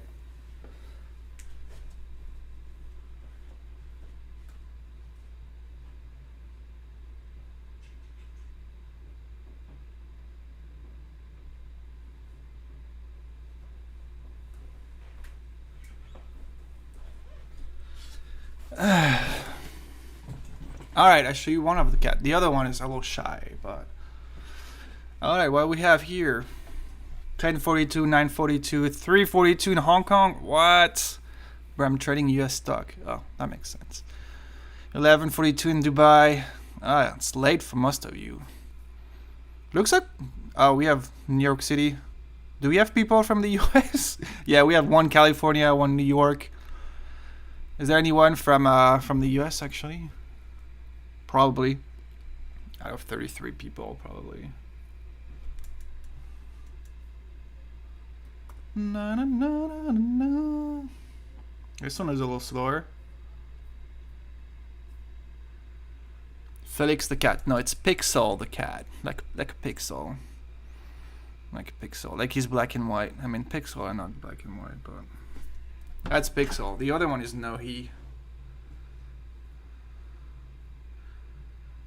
No, no, no. Should we sing? I don't know. Gotta wait. It's like halfway there.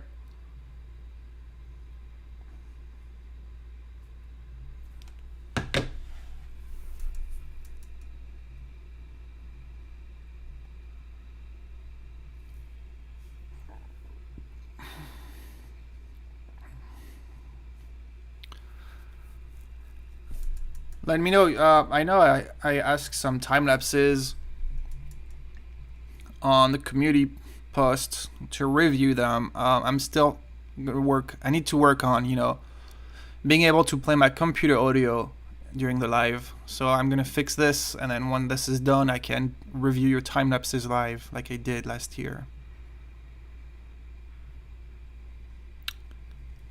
It's kind of tough to fly a drone in New York, so I do as much as I can. I want to stay legal and take risk because it could be dangerous if you don't follow the rules. So, but I do shuttle off drone hyperlapses when I can, like Chicago. New York is you could take off from New Jersey. I know you can, but the air traffic in New York is crazy. So it is a little stressful to fly there, so I didn't take my drone with me. After marriage, yeah, well, I'm really single as F right now, so the marriage is definitely not for now. Yeah, I'm single, I haven't really been looking for anything. I mean, I am all those apps, but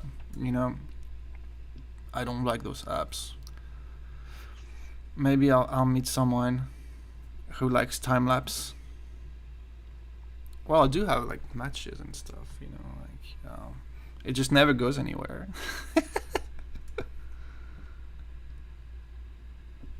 Let me actually answer one of them.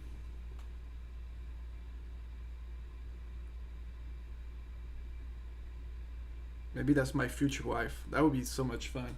Yeah, I texted you during my live on YouTube.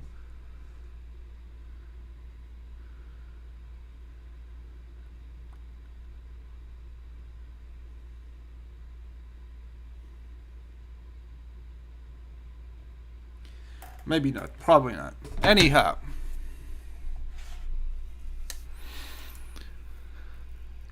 Alright, this curve is not perfect, but nothing the visual depth flicker cannot fix.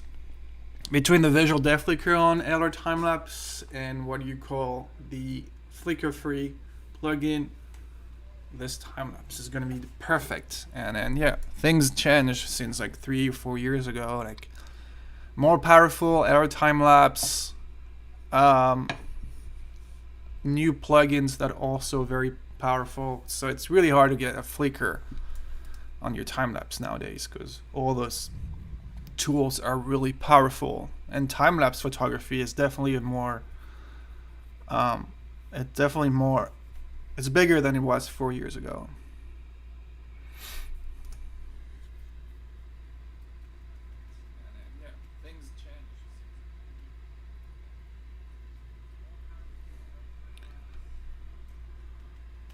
Yeah, drone restriction, yeah.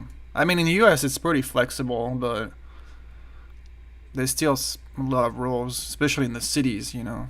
National parks, you cannot shoot, fly in national parks too. And cities. In cities it's fairly simple, but still, like, you know, you're not supposed to fly over people, traffic, look at air traffic and everything, but it's fairly simple in some of them, like Chicago or Miami. What original files do you keep after getting a follow video? I do keep the raw files. I keep the raw sequence. What? I keep the raw sequence, and I keep a very high quality version of the time lapse. So it's 4096 by 2304 using codec ProRes 4444, like maximum bitrate you can imagine. So like the higher quality I can. And if some people need an HD or maybe a smaller MP4 version, well, it's easy to downgrade from that big file.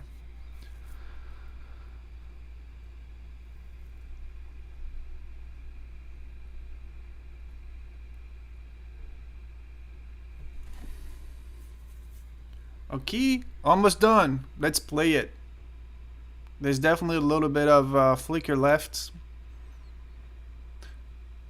but it should be fine. Look at these clouds. Those clouds, not this cloud. It's like we thought they were almost gone around sunrise, and then they started showing up again. Like gray hour. And then when the sun rises, it's really cool.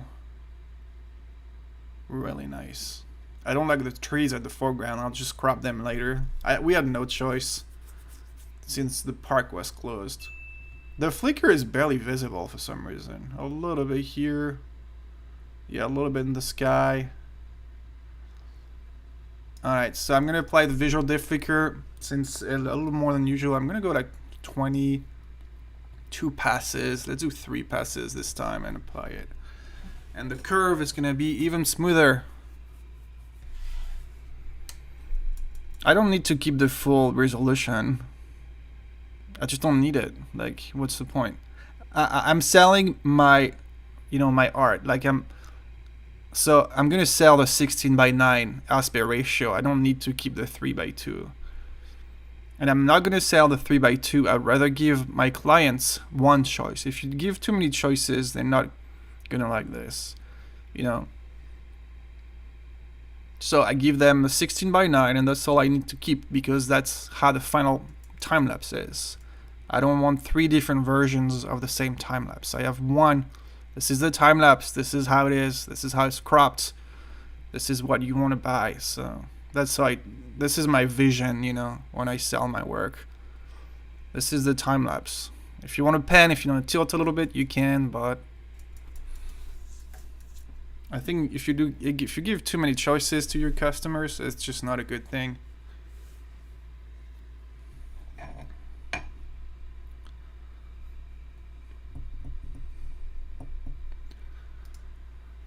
Okay, I'm gonna do this. Let me see.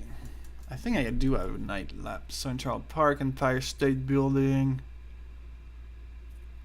We can do a central night, Times Square night. We can do it night wide, some of them, yeah.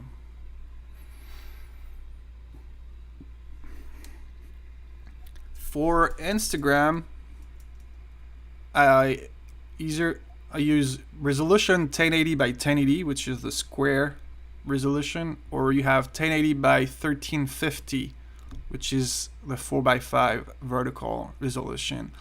And when it comes to bitrate, I do H.264, and I use the maximum bitrate I can on Premiere, so you can just push the slider all the way to the maximum, and that's pretty much it.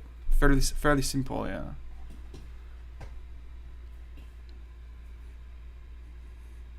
I'm actually thinking about doing a YouTube video about all my Instagram export settings and how I, upload on Instagram, what resolution and everything, and I'm gonna give you maybe if you use Premiere Pro, I can give you like my Premiere Pro projects ready to go for Instagram. I think it could be nice. Alright guys, like right now we're just waiting for this visual previews to be done. The visual deflicker has been applied. Let me know if you have any questions about my New York trip, about my life, about time-lapse, hyperlapse photography, export settings, videos, traveling, COVID-19, my cats, the universe. I don't know. We have another 5 minutes to kill before this one is done.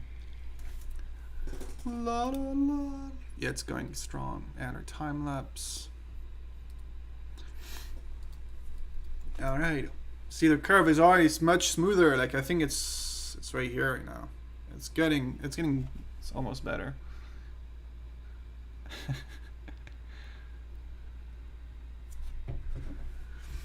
Time to lapse. It's actually a cool name. Time to lapse. Time to lapse. It's been 2 hours already. Wow. Yeah, I'm aiming at 3 hours. Hopefully it's not boring.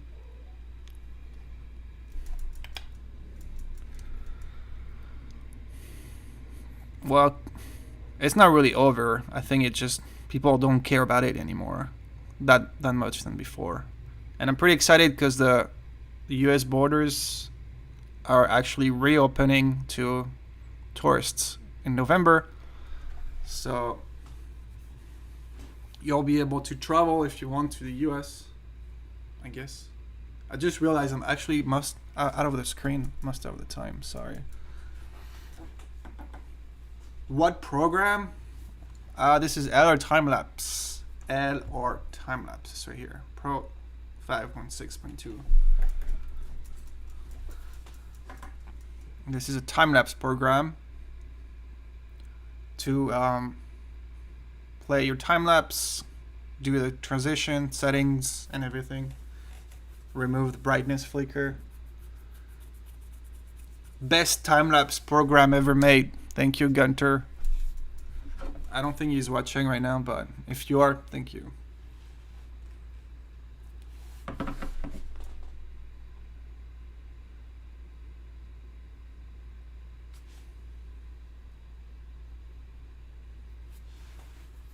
I mean, so time to lapse. Yeah, it's fun. It's fun to say. It's time to lapse. I'm gonna say that now. Now every time I go, it's time to lapse.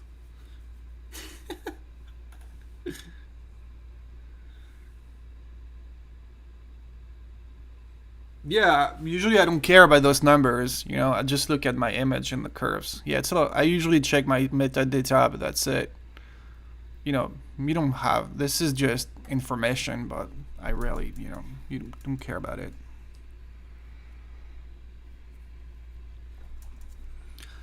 Yeah, I do shoot time lapse on my smartphone sometimes. I don't know if you've watched my Instagram stories. I did it from my plane flying back to LA, like landing in Atlanta and landing in LA. It was pretty fun.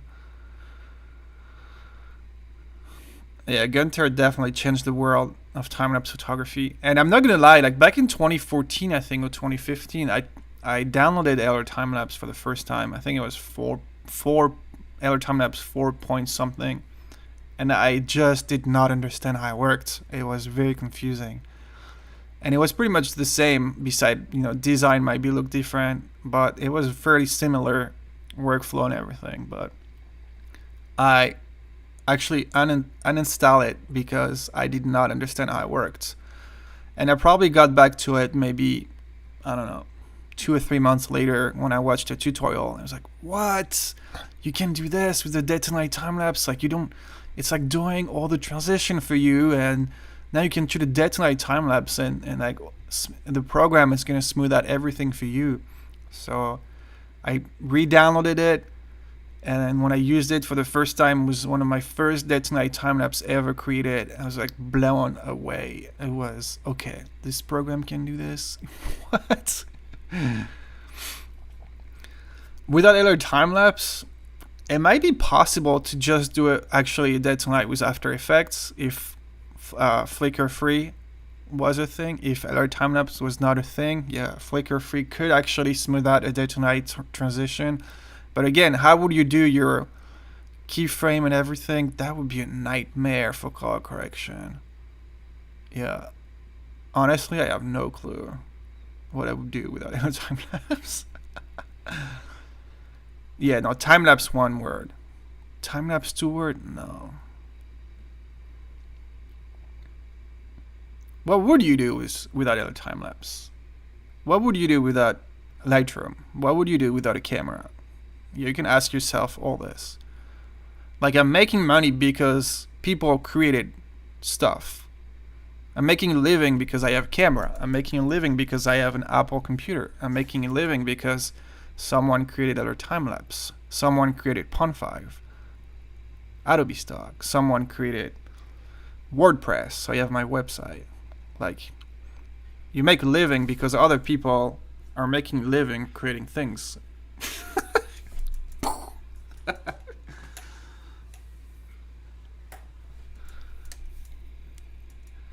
Yeah, other time lapse is like changed the entire time lapse universe. Like this, Gunter like changed everything, even with the pro timer. Like, it's so cool.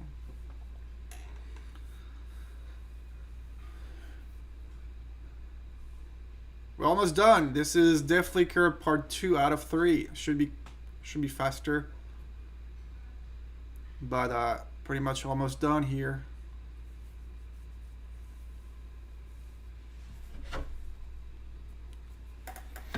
Yeah, there's a show on YouTube with another Hamburg photographer called Photoschnag. I have no clue. Yeah, you haven't. Oh, I'll check it out. So the best performing stock site at the moment is definitely Pond5. I'm actually working with them right now, trying to be exclusive. The sales the past few months have been amazing on Pond5, and I've been in touch with them regarding, being highlighted.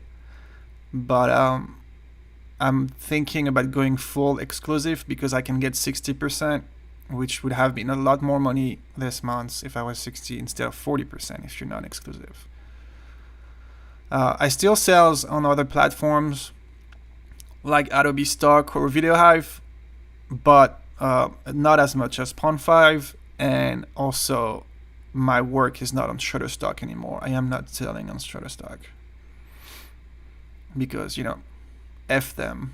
F Shutterstock. F is a bad word, by the way. I don't know if you don't speak English very well. I'm not going to say it. There's a plugin for After Effects to take this directly on RAW. There it is. See? There's also a plugin from Timelapse Plus, the company that does the view intervalometer. They had a Lightroom plugin, unfortunately, that did not work really well, called Timelapse Plus Studio. So I feel like other companies, the idea of having a program like Eller Timelapse would have been a thing at some point. I feel like it's there's no way. No one would, if Gunter was not alive or whatever, I'm sure someone else would have find like a similar, would have created something similar, either like another plugin for Lightroom or After Effects, but I'm pretty sure it would have been a thing. I know black box, yes, please stop asking me this. I know black box and I would not use black box. It's fairly simple to upload your clips yourself without having to share with another party. Literally, like uploading clips, it takes time to upload them, but I mean doing the hashtags, title, like if you use templates on Pond 5, it takes you like 5 minutes to do 10 clips. And then you can easily copy, you know, the title and keywords to other platforms. So literally in 1 hour, you can have 30 clips, 40 clips in 3 different platforms ready to go. So I don't understand black box. I guess if you don't have the time to do it, but again, you could make even more money if you don't use black box. I think it's pointless.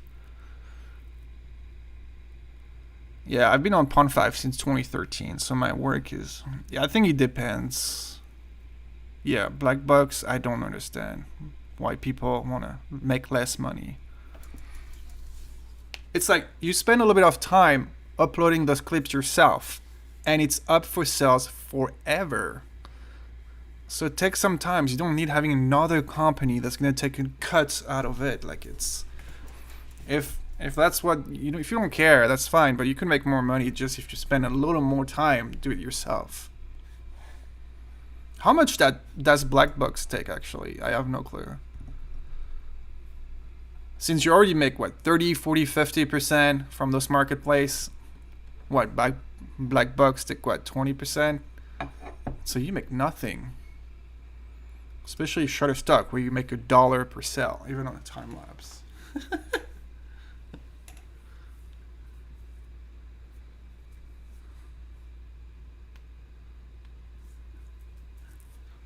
But yeah, Pond 5 is definitely the best one. YouTube versus Vimeo. YouTube is more popular. You'll get more views.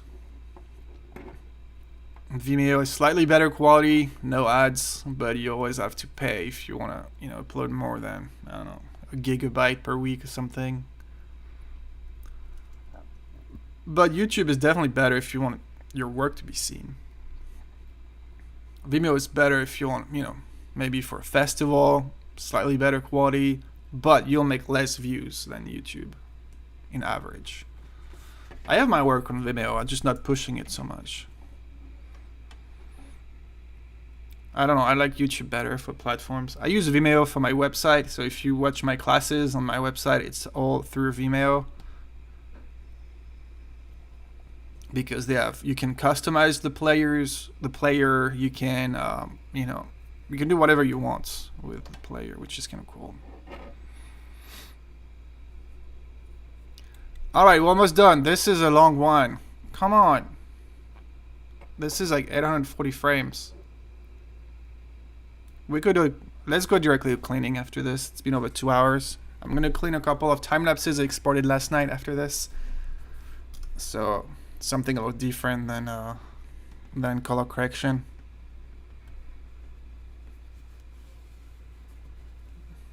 Zero on Pond 5. It's funny, Pond 5 is more popular for me. I guess it depends where you started first or what clips you sell.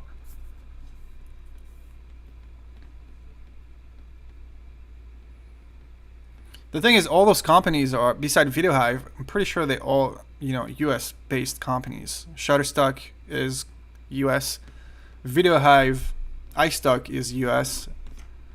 They all, you know, American companies. VideoHive is Australian, but they have a US branch. And I don't, yeah, starting to sell less on VideoHive. Damn, that's a long time lapse. I don't know why it's so long. Like it's only like 30 frames more than the other one. There's more visual depth flicker to do on that one. Maybe that's why. Yep. Alrighty, almost done. Maybe. After this, we can go on After Effects. The curve looked much better already. Definitely. Looks better. It's a lot of waiting, huh?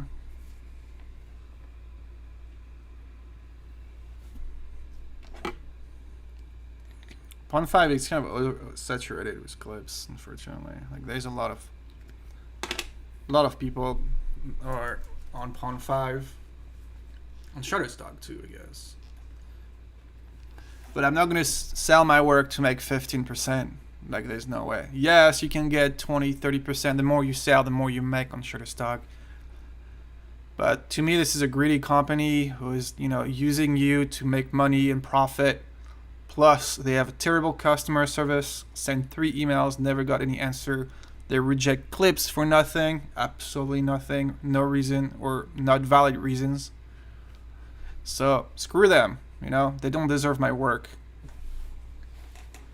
I'd rather focus on Pawn 5 or selling through YouTube, you know. And I'm kind of sad because I was selling, making good money, sometimes up to like $700 on Shutterstock. But at some point, I value my work, and I don't think they deserve to make 15%, you know. Even you make only 30% if you make like 5,000 sales in the videos, which is in a year, and then you go back to 15% on January 1st. Like, how crazy is this? Shutterstock doesn't really deserve my work, to be honest, but yeah, Pawn 5, Adobe Stock, iStock are okay.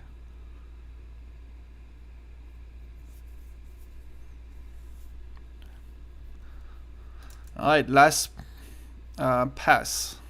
That was a long one. I can maybe open After Effects. We're gonna close Lightroom. Okay, I'm gonna open After Effects after this. I can start cleaning some time lapses. I exported 13 of them.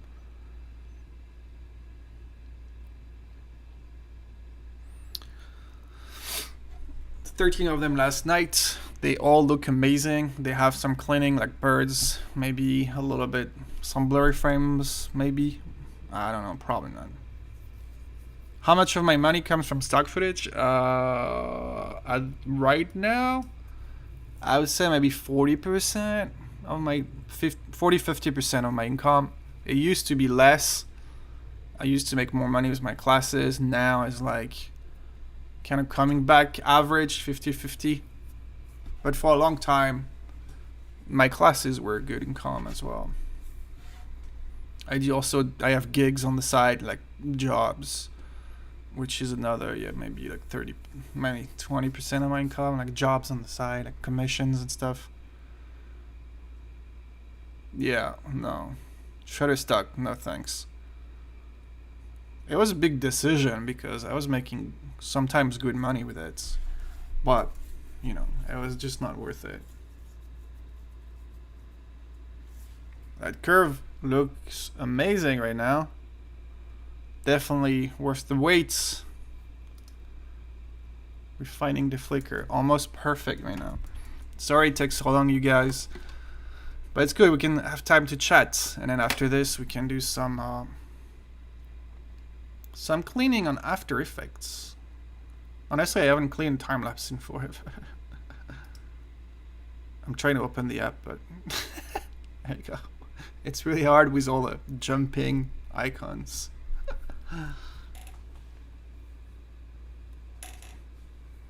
Still 31 people around here. If you just joined us, just let me know where you guys are from. Thank you so much for being here. We are editing a time-lapse on LR Time-lapse right now. This is a sunrise.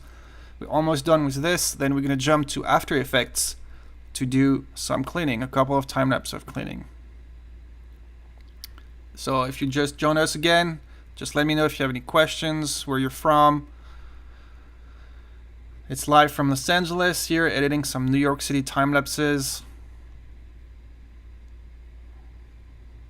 We're going to switch very soon to After Effects to clean a few time-lapses I exported last night. Do I have a project? I do have a project cleaning, but I don't think it's there. Alright, I'm just going to... I'm going to save this in the meantime.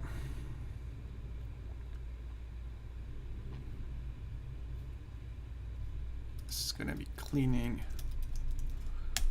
Alrighty, I'm gonna import. Let's go get some time lapses to clean. What? Is it still going? Okay, I accidentally clicked on another one. I'm just gonna not touch it until it's done. I think if I do this, it's like I'm gonna wait for it to be done. After Effects. Okay, where's the Finder? Finder is here.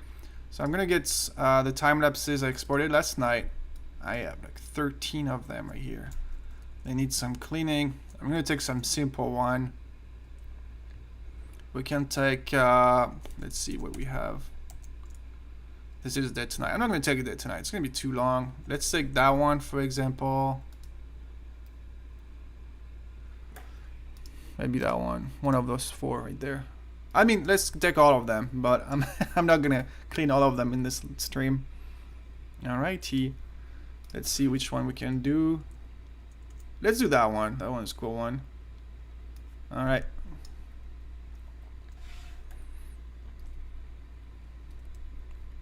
Almost done. Off. Okay, which one is it? That's the sunrise. Alright, After Effects. We just switched to After Effects. How many images in this one? This is 840 images in the sunrise, I believe. It's almost done, but I have to reload. Oh my god, that would be great if it could not give an option to cancel, because I accidentally clicked on another sequence.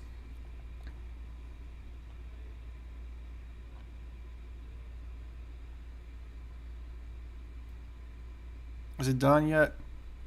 Yes. Alright, it is done. Okay, sunrise white. I'm gonna re-click on it.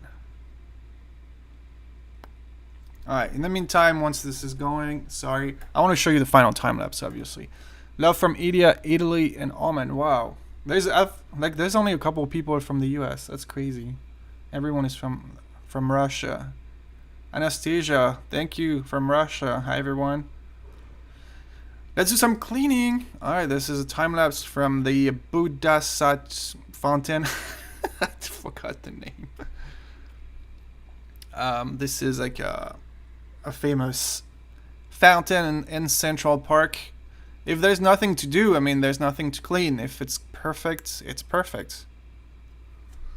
So I'm gonna load it. Yeah, see, this is something I don't like in our time lapse. I accidentally clicked on another sequence, and for some reason it's doing this visual preview things again. I have no clue why. I'm just gonna let it go and see. Alright, let's see if that one. This one is really smooth. I believe it was 1 second interval with like half a second shutter speed. It's beautiful clouds. And we have a few birds. But they're not too visible with that slow shutter. I'll see if I want to remove them or not. Yeah, time-lapse community is amazing. It's like everywhere.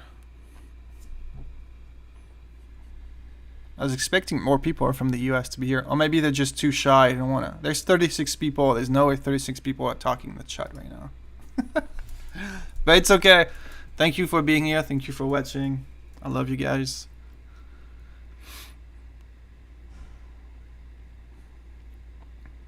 New York. New York City. Oh, there's a little bit. I don't think there's a lot of stuff to clean on that one, actually. So it might not be a good example for that live, since there's Frankfurt. Oh, nice. I love the Frankfurt skyline. Honestly, it looks very US, like the US. Some angles looks like Philadelphia.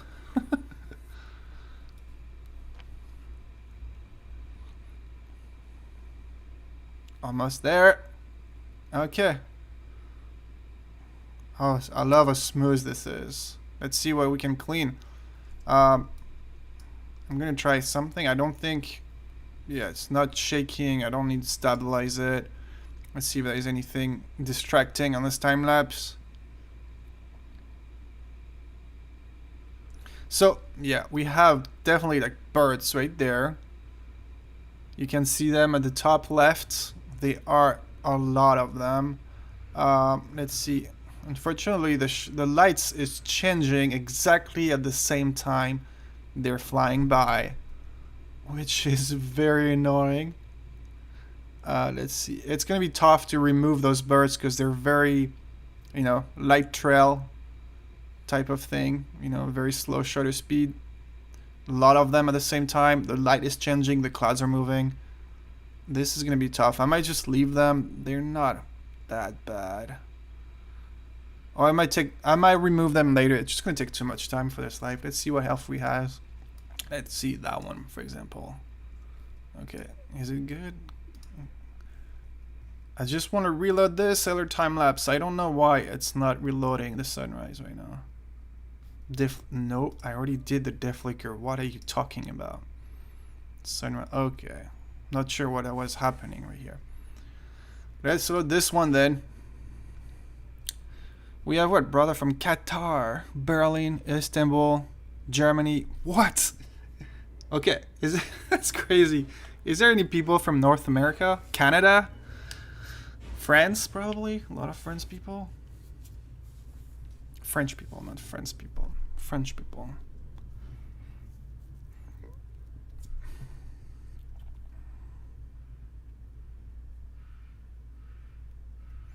Moscow as well has a great skyline. I believe it's the tallest building.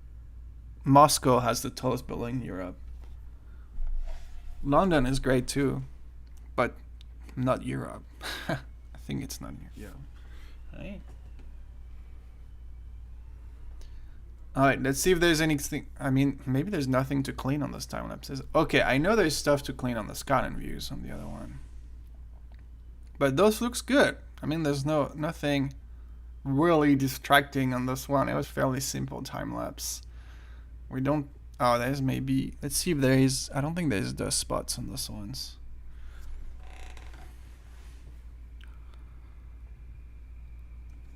Alright, I'm loading this time lapse, so I'll be soon able to. Is it really redoing? No, it's just loading the visual previews now again. Yeah, that's something about our time lapse that kind of suck. If you accidentally click on something else, you have to reload like everything. But it's okay. It's all good. Need video? Okay, so maybe. Alright, maybe I can do the need video on the day tonight real quick. Do I have a night shots?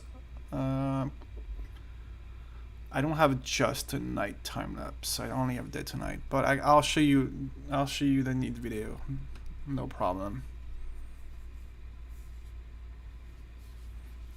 Yeah, Russia has some big. Oh, it's in St. Petersburg. I forgot. I know Russia has the tallest one in Europe. I believe. Yeah. Moscow has some crazy one. Alright, let's see about this one right now. Yes, no. Is that our time lapse working in the background? And After Effects, it's a little slow, but it's not bad. No birds? Come on, it's Central Park.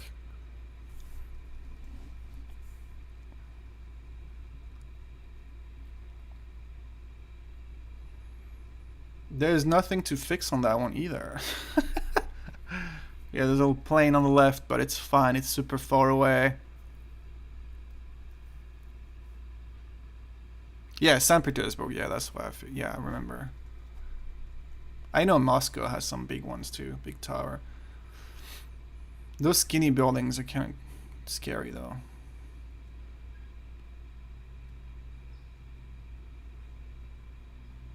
I'm sorry, there's just nothing to clean on that one.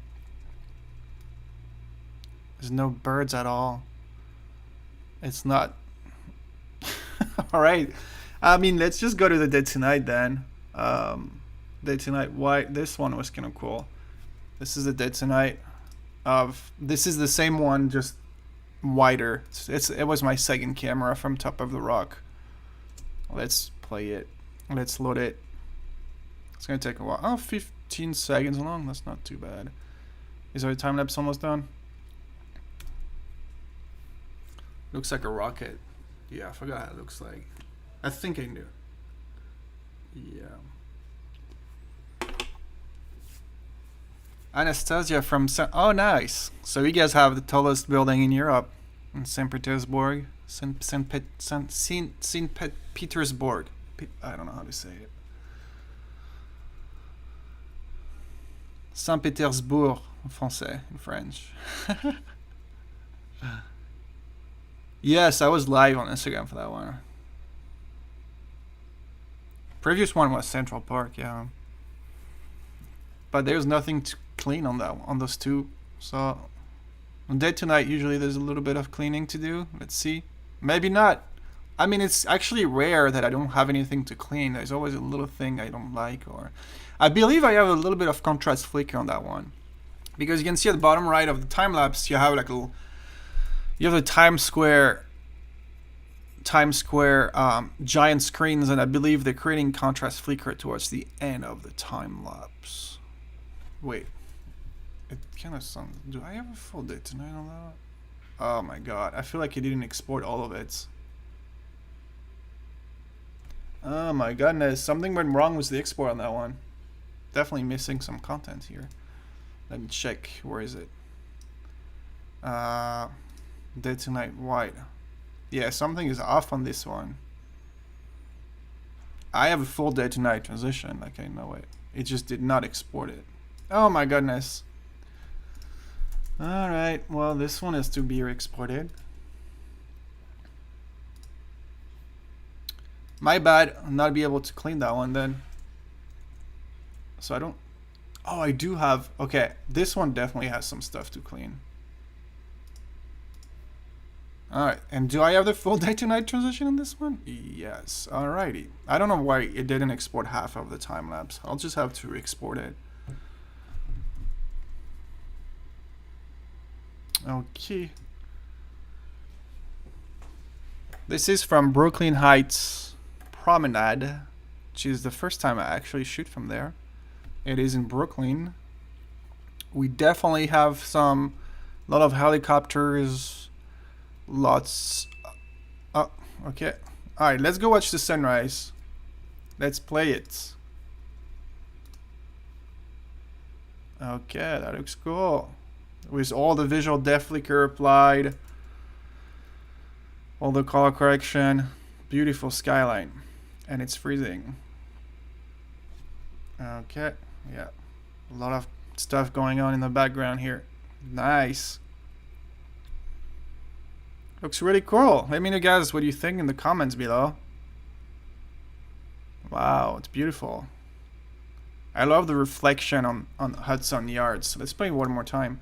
If you look at Hudson Yards, which is all the cluster on the right, once the sun rises, you can see like, you know, light reflection, and then with the clouds, it looks kind of cool. Yeah, I love the orange red colors on the left. Would that have been a great time lapse to clean on this one? A few birds, but yeah, nice. All right, we're done with this one. I'm gonna stop for the time lapse for today, and then yeah, let's just. I think this one has definitely some cleaning. Yes, I just saw a helicopter in there. Okay, so maybe you can start by doing this. Do we need to stabilize it? Stabilization would be the first step to do. I don't think it's moving. Doesn't look like it's moving at all. It was not windy. Okay, all right. Oop. Okay, so let's clean it. Let's remove some of those helicopters really quickly. So we can go frame by frame. Oh, we have one right there. That was fast. Where is it? All right, we have one right here. A nice helicopter. So let's do the fun technique, which is to click right here on the clone stamp tool. Okay. In the brushes, now we want paint. On the paint, we're gonna go single frame, and we're gonna select one frame after or one frame before. So -1 or +1 on this one. Okay, I'm gonna double click on my clip in the composition, so it's gonna open the layer window, and I can zoom in on this tiny helicopter right here. Obviously this is 1/3 of the quality, so if I go full, it might be better, it might take more time. Okay, I'm gonna reselect this, and technically if I do this, oh my goodness, magic! Isn't it magic? And now we can go to the next frame. Where is the helicopter? Is it already gone a frame after? Oh, that was quick. Oh, it's right there. Oh, it was maybe behind the clouds. Yeah, looks like it was behind the clouds. Okay, what's actually clone stamp? It's Command B. Okay, so up. Okay, so see right here, since the clouds are moving quite fast, it just doesn't really work. It creates some sort of weird cloud. So what you can do is try one frame before, so -1, and then let's see. Yes, there it is. So see, one frame before is actually better for that frame. Okay. All right. Let's move to the next one.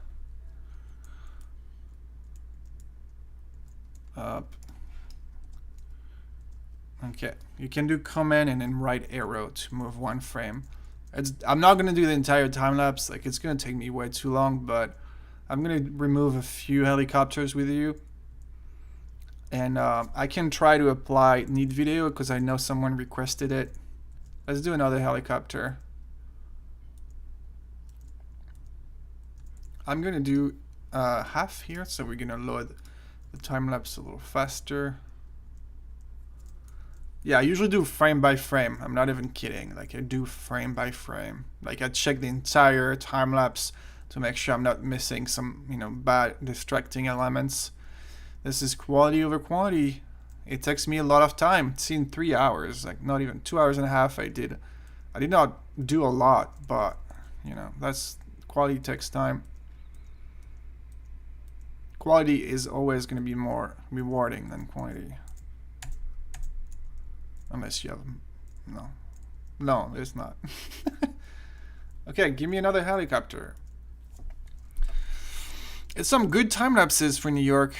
Usually I have a lot in LA or to clean, but right now it's really, oh wait, I have a little plane right here. I could remove it. It's really small. It's not very distracting, but yeah, I can remove it. What? Oh, that's the paint. I need this one here, sorry. You can also, if you go to brushes, you can change the size of the brush right here, and then poof. This is so cool. This almost makes it more, fun to do. Fun to clean time lapse. There's a lighty bird right here. See, it's like a frame before doesn't work. So if you go back to paint, I'm gonna take a frame after. And it's, yeah, I mean, this is crazy, but yeah, here it is. Let's keep going. Oh, we have this tiny bird coming back. This is like 1 pixel. It's not a big deal. It's really small in here. Okay. Sometimes if I start removing the bird, just want to get it out of all the frames. Alright, let's go another helicopter. And then we can do some need video after this. I can't do the entire cleaning in front of you because it just would take me too much time. Not maybe hours, but like this one's gonna take a long time. Oh, we have a helicopter right here. Okay, right there. A nice helicopter. Air traffic in LA in New York is big. Look at this. So we still see a little bit. Try to see if one frame after works better. Ooh, that's pretty much the same. If I go to the paint, brushes, spacing, roughness, okay, maybe a little bit here. Let's see. Perfect. Kind of try to smooth out the exposure. Alright, it's only 1 frame anyway. It is pretty visible on this one. Let's try to clean this up a little bit. Maybe a frame before might be better actually. See, it takes some time. And with those clouds, it's like the light changes so much that it's hard to find sometimes the right It might be better for that one to actually do it manually. So what you can do is duplicate your clip, because you can be creating like a bigger feather. The mask technique, there you go, Francisco just asked it, perfect. So this one, see, doesn't work with the brush. I think I need a bigger feather for the masking in order to compensate for the different contrast.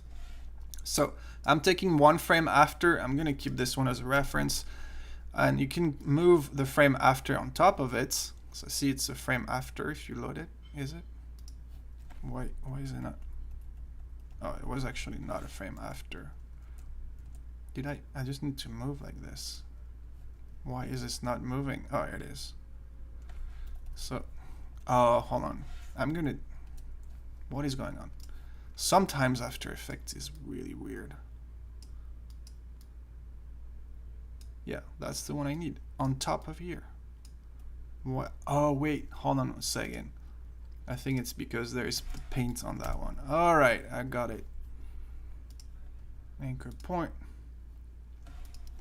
Okay. So, I think I am very confused right now why it's doing this. Because I removed the effects. Yeah, even me sometimes I get confused, because see, if I move the one frame, it's still showing up. What is going on? Transform. I don't have any masking right now. Wait, am I in? Oh, I was in my layer. Oh, sorry. I think I'm getting tired. Yes, you need to go back in your composition to do this technique. All right, my bad.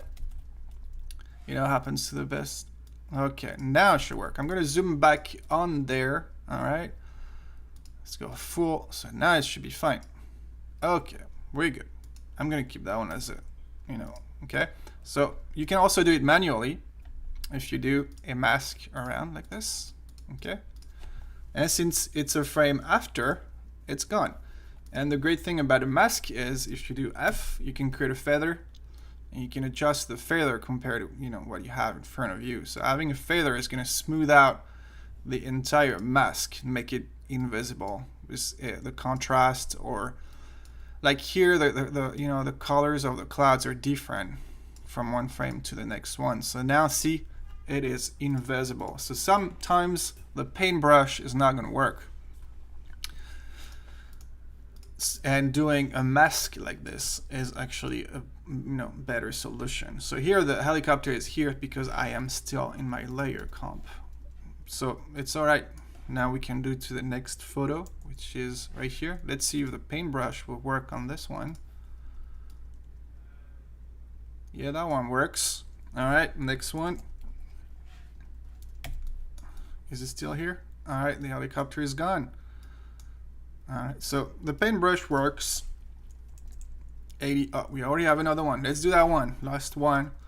And then I'm going to show you the Neat Video plugin. Let's see if that works. Alright. That one is, we can see a little bit. That's kind of tough with those clouds. It's like, alright. I went a little bigger on that one, so, you know, it kind of blend a little more with the sky. Wow, those helicopters are quick. I mean, you know, it's 7-second intervals, so that makes sense. And that works, but let's try a frame before. Those clouds are moving quite fast. Alright, that cannot work. It's so small. It's like not gonna be invisible. It's not gonna be visible on the time lapse anyway. Anyway, so you know, when you're done, sorry I missed some comments. I was being so focused on this. Go back to your composition here, all right? And then when you're done, you can just... Where did that one go? I'm still... For some reason, Did I remove... Oh my goodness. For some reason, this one is back. I feel like I accidentally removed the mask. Let me redo it really quickly. If you don't keep track on, you know, what you're doing, sometimes you can get lost between the layer, the mask, and everything. I don't know why my 2 layers are gone. Feather, and I think that's 25. Okay. See, it's definitely more time consuming to do a mask, but the feather thing works much better. Okay. So, yeah, there is also, you can also do it like in 1 minute. If you go to need video, has an option for this as well. It just doesn't work 100% of the time, and it's sometimes a little glitchy if you really look at it. So I'm curious to see what DaVinci does. It's impossible, like birds and helicopters don't really look like dust spots, but if you do in effects and presets, and if you go to need videos right there, let's do some need video, especially at night. This is where we're gonna get some grain most of the time. So if you go reduce noise, let's apply it. You know what, sorry, I'm gonna create first of all a new composition. So we worked on only on one layer. All right, let's go to effect and preset. Okay, and we're gonna do a full and prepare it.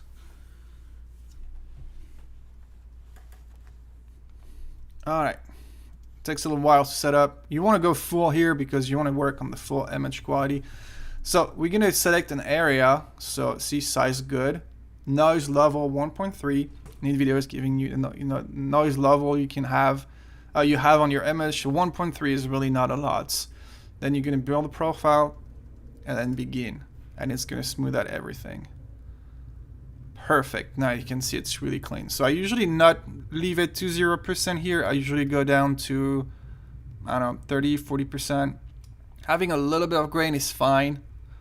Okay, but then when you're done with this, you know, you can do adjust and preview.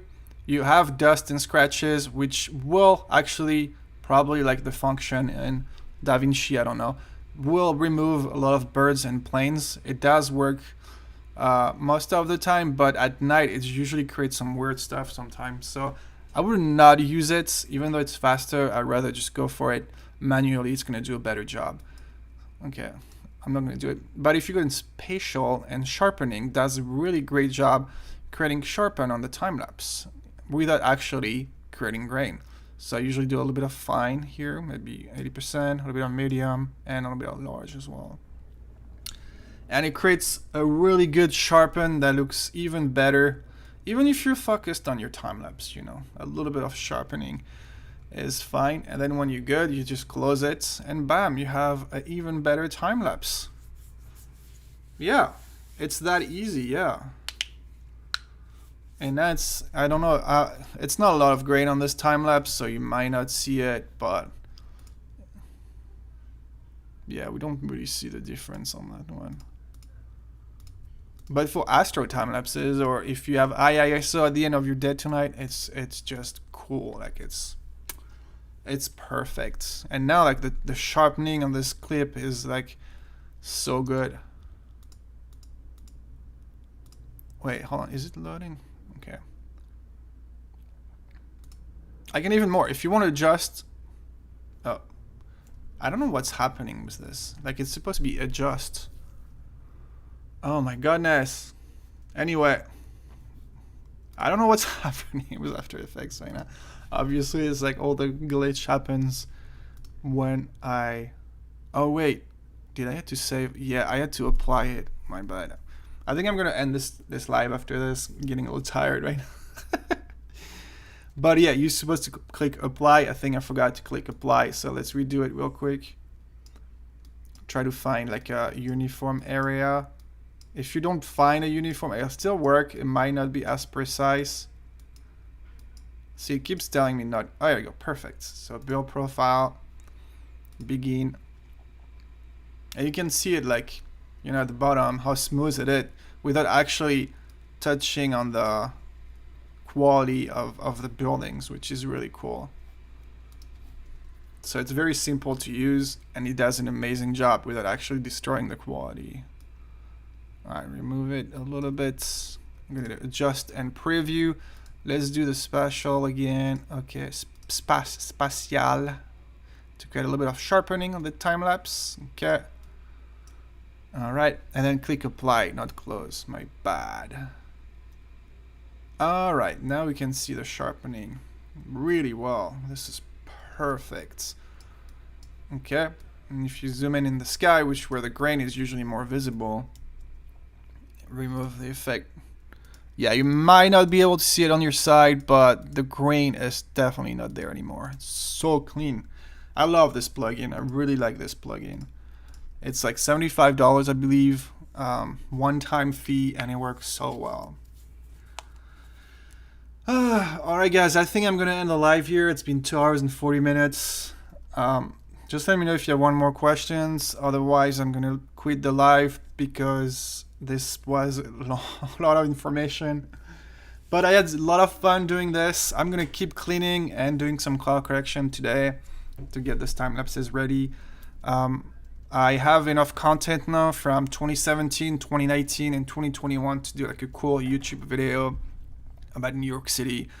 So I'm gonna do an edit very soon where you can actually enjoy my work in 4K on YouTube when it's all cleaned up, ready to go. So yeah, I think that ends the live today. I'm gonna give you a few minutes because I know there's like at least a 30-second delay. But it was a great live. You'll be able to rewatch it if you want to. I'm gonna post it on YouTube. Otherwise, thank you so much to everyone who watched all the way to the end. There's still 29 people. That's cool. That's pretty cool. Thank you so much, everyone. And I will see you probably next week. I don't have time-lapse tips Tuesday ready for Tuesday, sorry, but I have some cool video ready soon. And then yeah, thank you so much, everyone, for joining today. And let me know if you want me to do more lives. I think it's fun. And if it's only editing and stuff, it can be quickly boring, but it's time consuming. But it's fun. It's fun to discuss with you guys, to see it like from all around the world. And then yeah, I'll see you soon. Thank you so much for tuning in. Over. Okay, where do you actually? No, I know. It's right there. All right, bye guys. Gonna wait a couple minutes. I know there's a delay. But you all take care of yourself. And then I'll see you soon. Bye-bye.